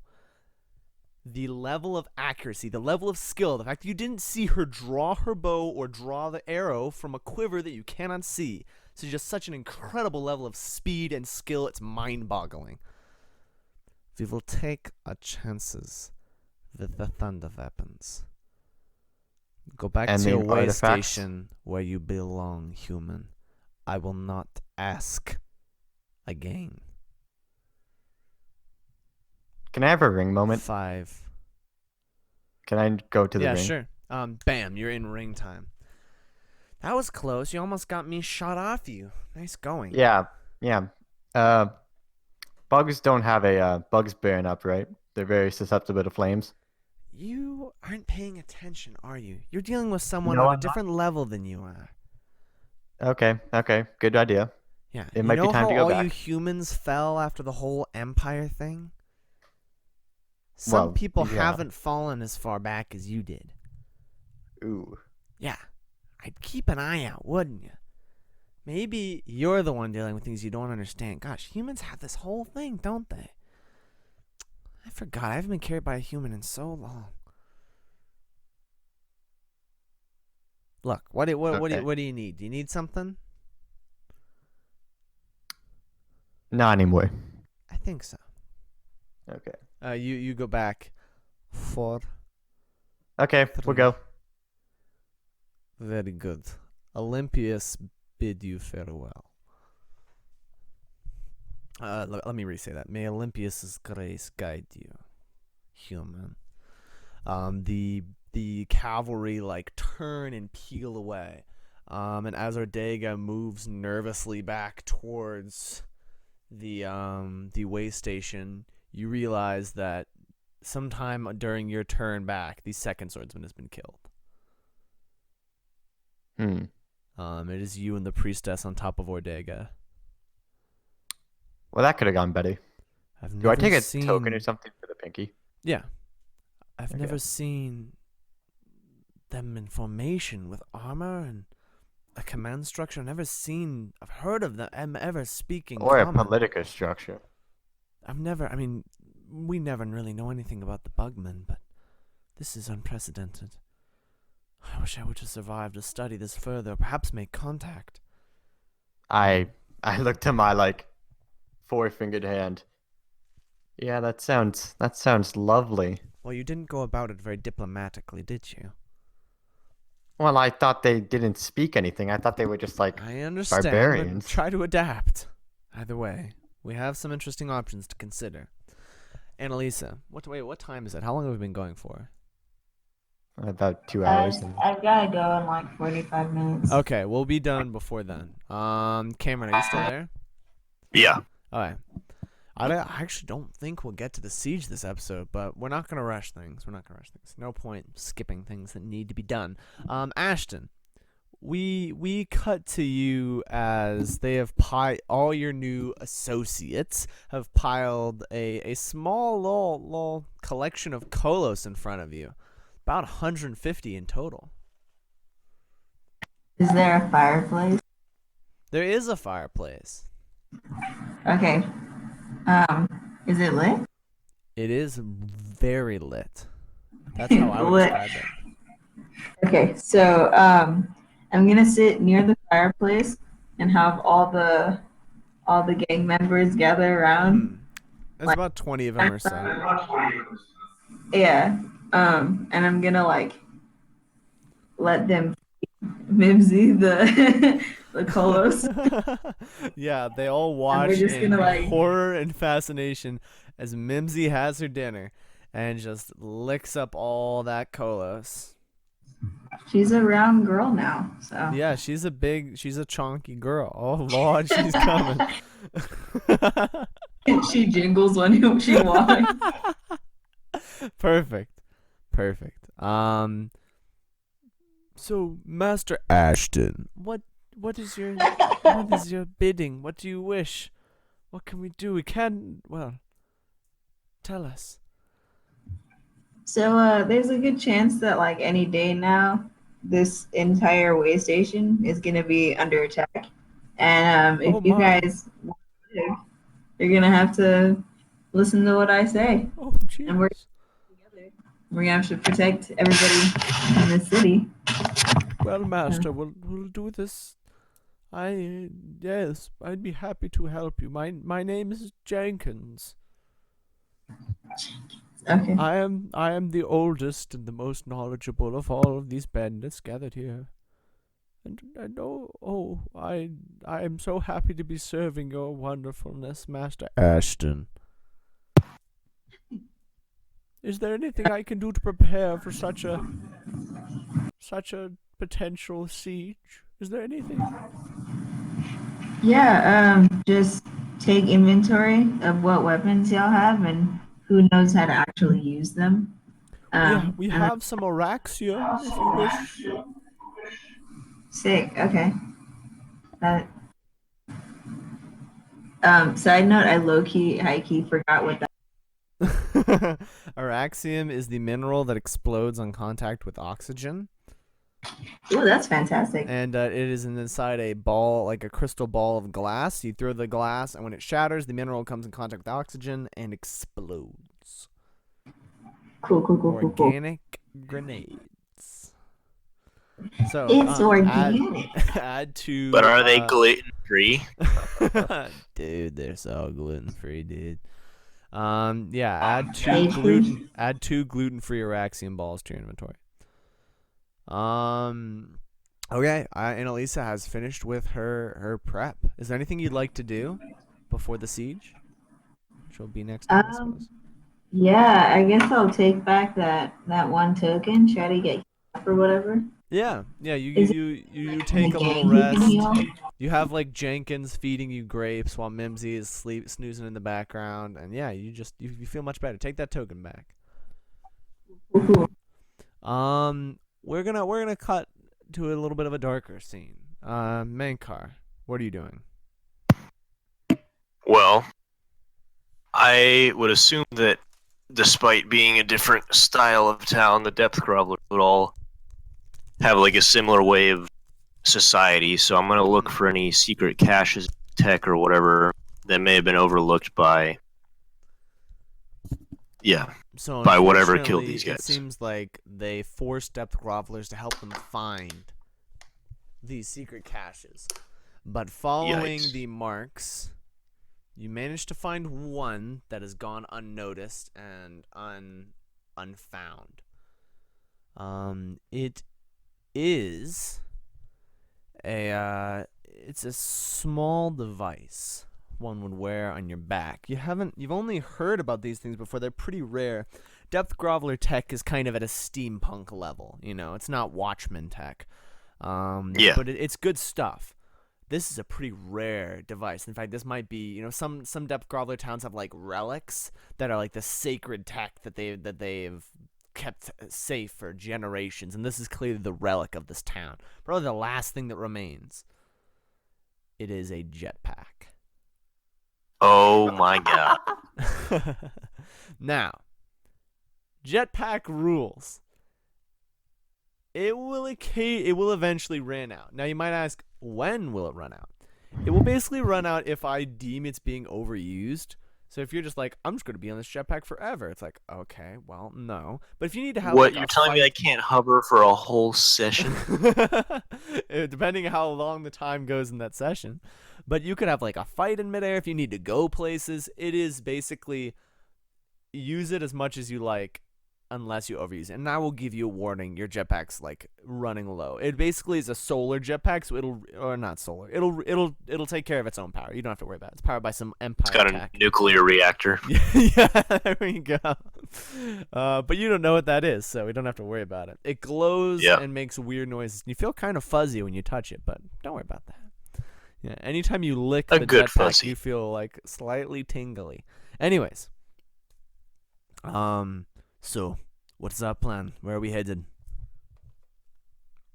Well, mate, I don't think it's in the interest of time to try to look for another settlement down here.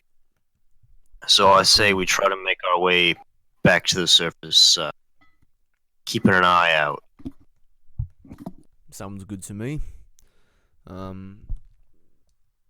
Oh, jeez.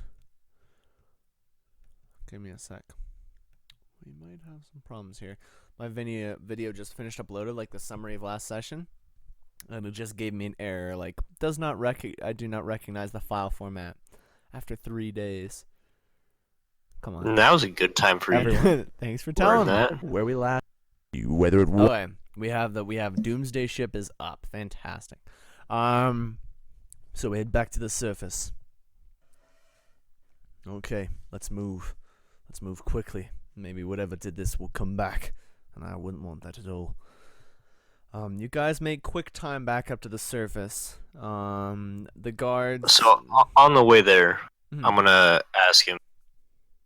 Say, you wouldn't think that the attack would come from us, would you? From the what? Sorry, I didn't hear you. From beneath us. I don't think so. From the reports we had, they arrived in the night, and I don't think every way station has pathways down below. Or at least I've been across the Expanse several times by the way station route, and normally there isn't secret passages in a lot of them. So I don't think the third had anything like this. I don't think they could have. All right, mate. Very well. That's a Just good double point. check. I'll set extra guards. No hurt being careful. You arrive at the gate, kind of the entrance secret passage. The swordsmen give smart salutes and notice the paleness in both of your faces. And they don't mention anything, but they know you've seen something pretty disturbing. I'm assuming all of you are kind of finished with what you've seen and what you've accomplished. So it is about, you guys have all done traveling and talking with people and organizing things. It's been a good few hours. It's about 6 o'clock in the evening. You guys have spent the day gathering things, and we are back at the keep at the table where you guys began. The priestess stands there at the head of the table. We've got everyone involved. Nimue with a stain of blood still coming from your finger, which has been bandaged, but haven't had time to wash your hands yet. There's, of course, Mankar looking a little paler than usual, but still stoic, I suspect. There's Lord Bruno, who is a little edgy right now. Those kind of pre-combat nerves settling in. We also have Ashton, who's looking immensely pleased with himself, with Chucky on his shoulder, and Mimsy just full to bursting with coins. I'm assuming Mimsy is now your piggy bank, and so you're storing everything in her. Yes. Perfect. You guys, here we are. What have you discovered? Tell me what you've all found. Well, we found a whole lot of nothing down there. The closest Underdark settlement was ravaged by some civilized people. Ravaged? I thought perhaps I presumed, but depth grovelers are quite advanced with high levels of technology, and I've never heard of a depth groveler city being taken. It wasn't taken, it was just slaughtered. What could It looked like whatever did it the same kind of tech, although more advanced, as the Rochis. The priestess goes a little pale at that. We may have the second part to your story then. And she tells you about the kind of the empire, the kind of the cavalry that you guys met. Is there any way we can board up the entrance to the underground? I can make sure it's sealed. I'll have that done right away. I don't know. The reports don't match with the Rochi attack. But I suppose this is a different type. I don't know. Something's wrong. We're not getting the whole picture here. I don't understand what's going on. Well, Ashton, Maybe what we did you... need a different perspective. I agree, but I don't know where to look. I feel trapped. Lord Addleton. Ah! Yes, butler man, I'm sorry. I took a little nap. Yes, what have I missed? What do you need me for? Ah, you need A lot of things. What can I We have do? an interesting puzzle. A puzzle? I do so love puzzles. Enlighten me, butler man. Well, we're trying to find a missing piece of the picture. So, Oh. did we he was there for the Rochi stuff, right? The initial stuff. Then. Okay. So, pretty much, we discovered that there's a more advanced situation with the Rochi, where apparently, yes, quite jolly indeed, but apparently they are more civilized than we initially thought. But we also found signs of them underground, and an entire city of my people was slaughtered by what appeared to be them. What is your take on this? Oh, dear. Well, I'm frightfully sorry, butler man. I hadn't heard about such a thing. My condolences. Well, of course, it must not have been the Rochis. Perhaps Rochi impersonators or something like that. I mean, all the stories about them. I mean, myths, practically. They're just savages. Not even human, who live on the plains. Bugs that look like people and ride around and shoot little arrow-like particles. People, occasionally they'll attack a way station, you know. They're dangerous, but as long as you're careful, you know. Proper precautions. You know, I always said, when, you know, my father was a boy, he would tell me this story. As he's talking, he stands up to articulate an important part of his story, and a cube tumbles out of his pocket and falls onto the ground. The golden wall appears alongside the table, and the blue eye opens. Hello, is my presence required? Yes. Bruno draws his sword, and the priestess steps back and makes the sign of the goddess. What is going on here? What is this devilry? Okay, It's helpful. yeah, it's made by the Empire. Empire. He looks at Mankar. Can I trust it? That's how it seems so far, but we shouldn't use it too much. Well, I'll trust your word, Mankar. You seem like a good man. He sheathes his blade, but keeps his hand on the hilt. I promise I will cause no trouble to those present. How can I assist?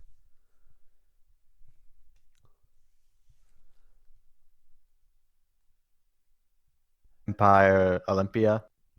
Pardon, please repeat. Do you know anything about non-human empires during the Empire?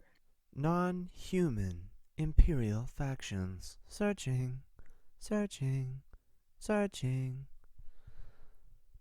There were some reports, but all of them have been fabricated. It was theorized that the Rochis, as the colloquial term for them goes,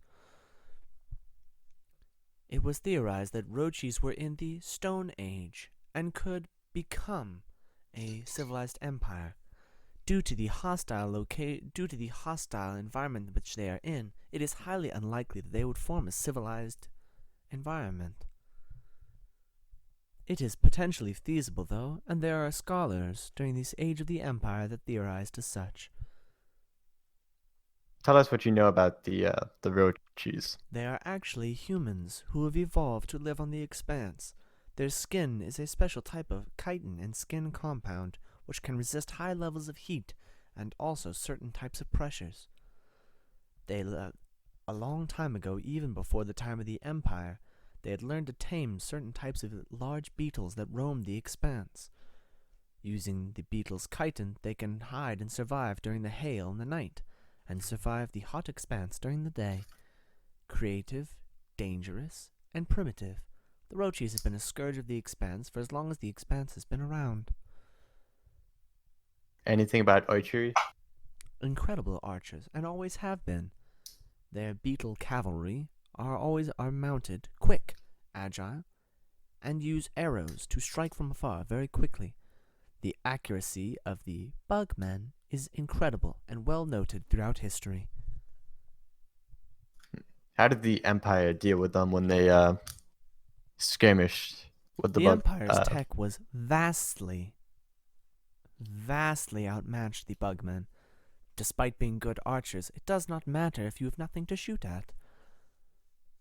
Though there were occasional bugman attacks and accidents occurred, the Empire never had military issues with the bugmen. And how did ordinary civilians deal when they went across this expanse? They went by the way stations, which were protected by Empire troops. It is theoretically possible that in the years between the Empire and now, a civilized group of bugmen has formed. If so, Yes, they I'm would well be aware. incredibly dangerous. With armored skin and their incredible fighting abilities, movement, and toughness to extreme conditions, they would make very good warriors.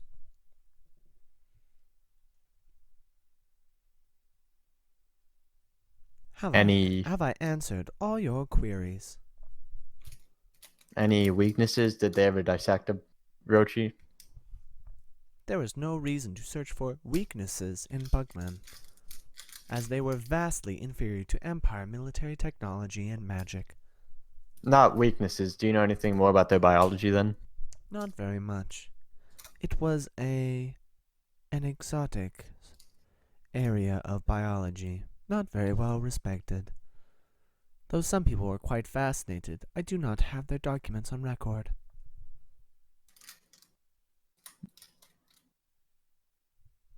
Have I answered all your queries? Any other questions about the bugman? You are interrupted as someone stumbles through the front door, a swordsman. Lord Bruno, priestess, guests. There's bugmen outside the way station, but not like any I've ever seen. They've got armor and they're riding in formation, and Does he have an accent? They wanted to talk with you. They can speak common. I didn't. What's going on? Yep. Straighten up, swordsman. Show some spine. And the swordsman snaps to attention. Where are they? Western Watchtower, sir. Ladies and gentlemen, shall we?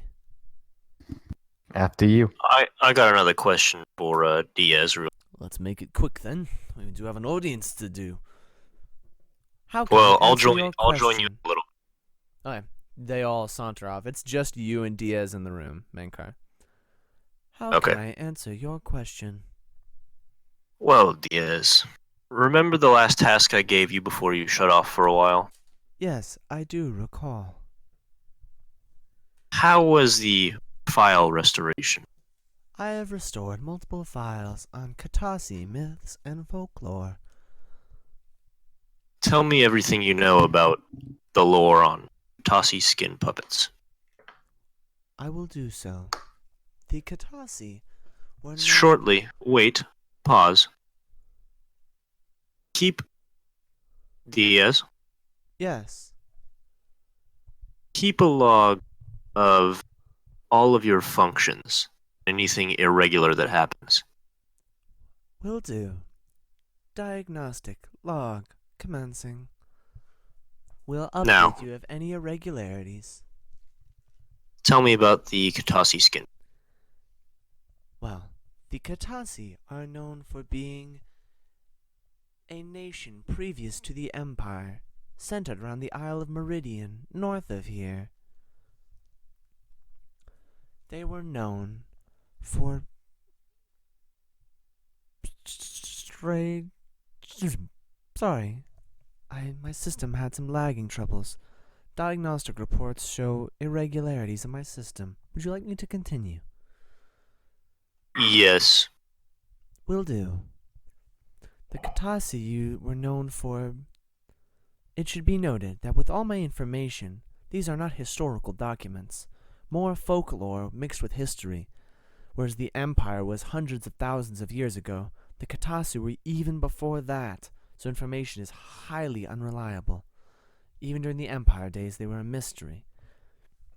They were known for their incredible brutality by the folklore, to be cruel and deadly people, sadists who delighted in the pain of others. They are vicious warriors and interrogators, known for using bizarre and exotic methods for killing their victims. Instead of just they loathe to actually kill their victims, however. If the information I have is accurate, they would rather warp them and change them, killing their memories or their identity, and changing what they wished and wanted, molding them like human clay into whatever the operator wished. The Katasi were vicious and violent, enjoying the warping of the humans that were under their control. It was thought that the Katasi were not even humans, just demons who wore the skin of humans, manipulating and changing what they saw fit.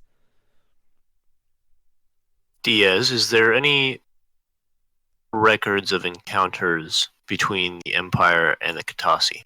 There are records of encounters. There are records of encounters between the Empire and the Katasi, but there are also myths and folklore. Well, Records did that the Empire... goddess sent the Empire to defeat the Katasi, thus cleaning her world. Most of them are unsubstantial, stories told to children before bedtime. There is, however, one irregularity account that I discovered, hidden in my files, heavily encrypted. I've decrypted as much as I possibly could. It seems that there was a man who encountered a Katasi in the modern era of the Empire. A Katasi And? operator. He does not speak much of it. He seems quite traumatized from the experience.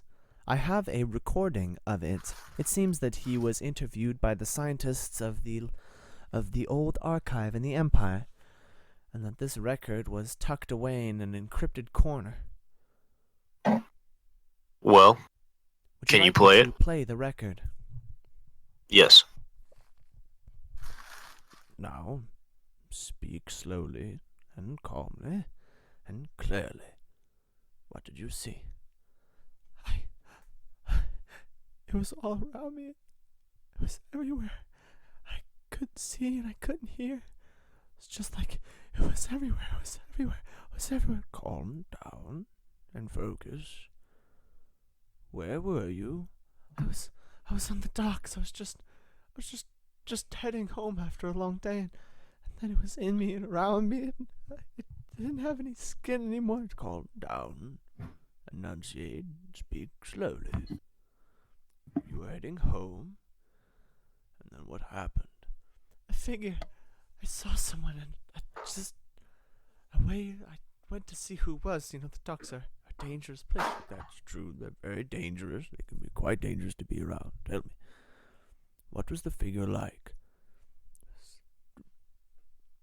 It was really tall, like too tall, like a little taller than he should have been, like unnaturally so.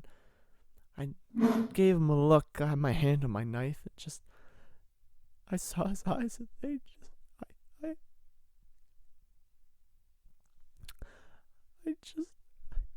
there wasn't anything else. It was just those eyes, and I just kept falling. And it started twisting me up, and something must have happened because I fell in the water, and that I hungry. I'm coming for you. What did you say? Speak up. I don't know. I'm sorry. I think I just need to go home. The recording trails off into like just corrupted files. That is all that I have. Thank you, Diaz. Was there any irregularities? Yes, multiple times my code was overwritten and taken over.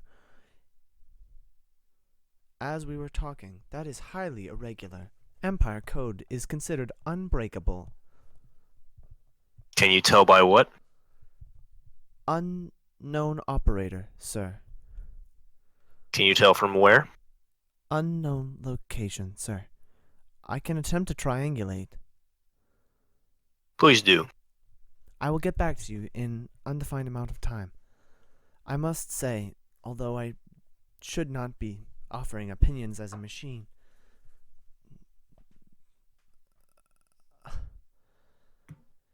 it seems we are dealing with something very dangerous and very old. Oh, I'm aware, Diaz. That's why I'm inquiring so much Be about it. careful, sir. Just be careful. I'll triangulate and see what I can find. If I find any more Katasi information, I will let you know. Thank you. Powering down. The eye fades and the wall kind of shrinks back into the cube. Striding along the causeway towards the western watchtower, the priestess leading the way in her flowing white robes, the kind of wind whipping at her hair. All of you following with a whole squadron, the whole garrison of swordsmen behind you. Besides guards, like keeping an eye on other places. You are there at the western watchtower, which is actually the watchtower lowest to the ground, like closest to the expanse below. And you can see like a whole regiment of bugmen cavalry. Armored, and again, the strange bone, metal, leather, it's unsure what material it is. You can't quite tell. It's strange, hard to describe. But they're all wearing that sort of armor. They've got their war bows, which again look more crafted than the original weapons that they had before. That the indigenous ones had before. They're in rank formation. One of them is a flag bearer. The beetles are armored. This is a cavalry unit. This is much bigger than the one. There's about 250 bugmen here, so more than the entire population of the way station. And the one in front, the prelate, the second prelate, I believe, it kind of speaks out to all of you. Humans of way station 2. Please, who are your functioning leaders? Everybody looks towards the priestess. I am the leader Yep. and guardian of this way station. I am Priestess Sanya. Priestess Sanya, I am second prelate of the Ketan Empire. I come bearing a message. We will give you the option of bending the knee to our empire. Olympius will offer you to be our vassals. This has been offered to other civilizations and cities before, and they have refused. It did not go well for them. My scouts show that there are enemies and intruders on their way to this space station. It should be noted they are very well armed and armored, and will arrive this evening.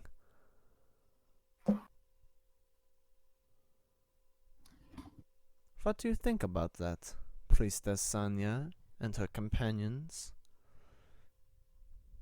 This is a much gracious offer, but can you please elaborate on what being a vassal of your empire would imply for us? You would be at the whim of Empress. Wait, sorry, one moment. You would be at the whim of the consul of Olympias, the leader of our nation. At her beck and call, her servants, her serfs, her vassals. Am I using the correct word? I think we understand, mate. I think it is clear. You're being given an offer to be a part of something greater than yourself. We are taking the world. Long have we brewed inside this hellhole called the Expanse. But we have been forged like a sword into something sharper and better than the rest. And now we ride out. The next empire will be ours. Now, humans. What do you say to our offer? I do have one more question. Ask. You just reminded me of the site. Yeah, I know. Ask. Yeah, the priestess gets really triggered without knowing why. Well, mate, do you ever go underground? We have Oh, been no. in many places. The world is ours to command, human.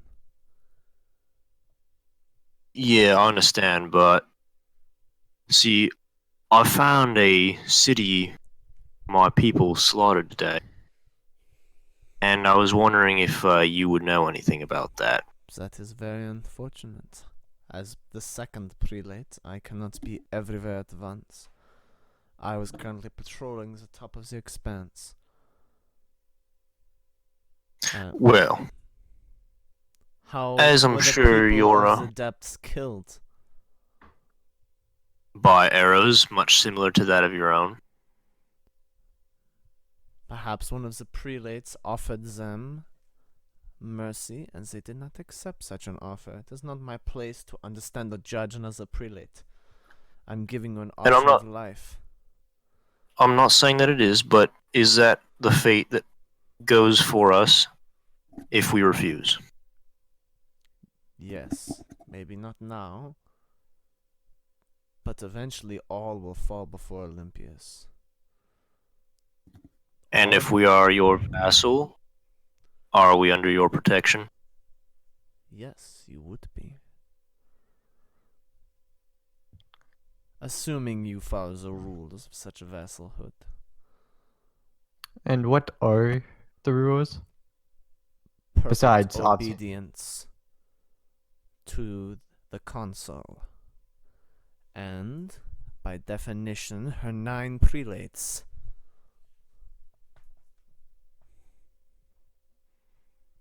What say you to this, human? The Ketan Empire rises. Will you fall or kneel? Well, mate, I don't know what a prelate is, It is a command. but it seems to me like we have. Repeat yourself, human. I said it seems to me like we have one option, but I'm not the one that decides. The priestess kind of like looks over at all of you. I don't suppose we have too many choices here. Suppose you're right. I mean, these guys could kill everybody right here in an instant. Yeah, mate, I say we should probably go with them, I do this because with a death heavy- is. I do this with a heavy heart, but this is not our end. We cannot let this be our end. Let this be a stepping stone to better places. Whatever happens, and she says this is like just you guys. Ashton, Mankar, Nimue. The Expanse and its issues must be left behind. That ring that you bear, we must get you out of here. And if this is the way to do it, then I will do my And duty to the goddess. She stands up, like in front of the Ketan cavalry unit that's in front of you, and she kneels. I, Priestess Sanya, of the goddess, guardian and leader of the second way station of the Expanse, do hereby bend the knee to the second prelate of the Ketan Empire. And that, ladies and gentlemen, as Ketan cavalry units scurry up the sides of the way station columns, beetles clicking and chirping as night comes on, and as the citizens of the second way station watch in horror, fascination, and awe as this army moves into their town. That is where we're going to end this episode. On the bright side, there's plenty of room for them. Yeah, Yeah, exactly. This city's been made for all these people to come in. You know, it's just filling up the room. I want to go. Everyone has to go places and has to wake up early, so we'll do post-session quick, and then I will release you all to your various tasks. Annalisa, we're gonna go down and give the phrase of the session. Like, can I just hear a general enjoy the session? Didn't enjoy the session? Like, good. Good. Awesome. I definitely enjoyed it. Fantastic. Can we have now we're gonna do the phrase to like describe the session and whatever comes to mind first. Annalisa. Productive. Productive. Okay. Brink. Splat. Oh geez, Cameron. Beetle Boys. Beetle Boys. Okay, and then I want to hear moment of the session. Annalisa. Finding Mimsy. That was actually nice. Also, like killing that gang leader that the priestess was worrying about, like in one strike. I think like this, as my episodes tend to do, there's this weird balance between like really dark, like kind of grim scenes and like really dumb humor. And I didn't even think of you taming the mimic. Like, I was just like, oh, that'll be a fun monster for you to fight. It's kind of symbolic, you know, your greed trying to eat you up. But you just tamed, which I also feels very symbolic, that you just tamed the greed monster. It is my child. Yes, and I feel like I'm just imagining you putting like lipstick on the chest too as well. Just, I don't know why, but like giving me. Do you see what I mean? Can you imagine that in your head? Yeah, cutie. Yeah. She's gotta look her best. Oh yeah. Well, if there's any of those cute boy mimics out there, she's gotta look good. We'll have an advantage too, because Oh yeah. they'd be less inclined to kill us all. There we go. Brink, what's your moment? Well, the reason it was flat because I haven't laughed so hard this summer than when Daniel went down in Dude, one blow. that's so funny. Dude, Daniel just like getting murdered. I gave him a D100. Should have given. I thought I was like, I'll give him a D1000. No, that's overkill. But I regret Give it. him a D100. Just give him a D100, then you just slaughtered him. Jeez. Okay, so getting Mimsy, getting Daniel, Cameron, moment of the session that struck you or impacted you, or Well, finding the entire city of Depth Growlers, but I also did thoroughly enjoy Daniel getting his head turned into pink mist. That was so great. just the build up of his name and the people, and that was good. Yeah, I was like, oh, okay, Daniel's gonna, I don't know, Jeez. gonna destroy us all. But then No. Ashton just, I was gonna Daniel make him disappeared. Stupid strong, but yeah, Ashton is just becoming a power in his own right. Oh my gosh, with your posse, your gang being formed. Well, this is curious where this season is going. I'll be very curious. This next episode will be very, very interesting. I did not think what was going to happen this episode was going to happen.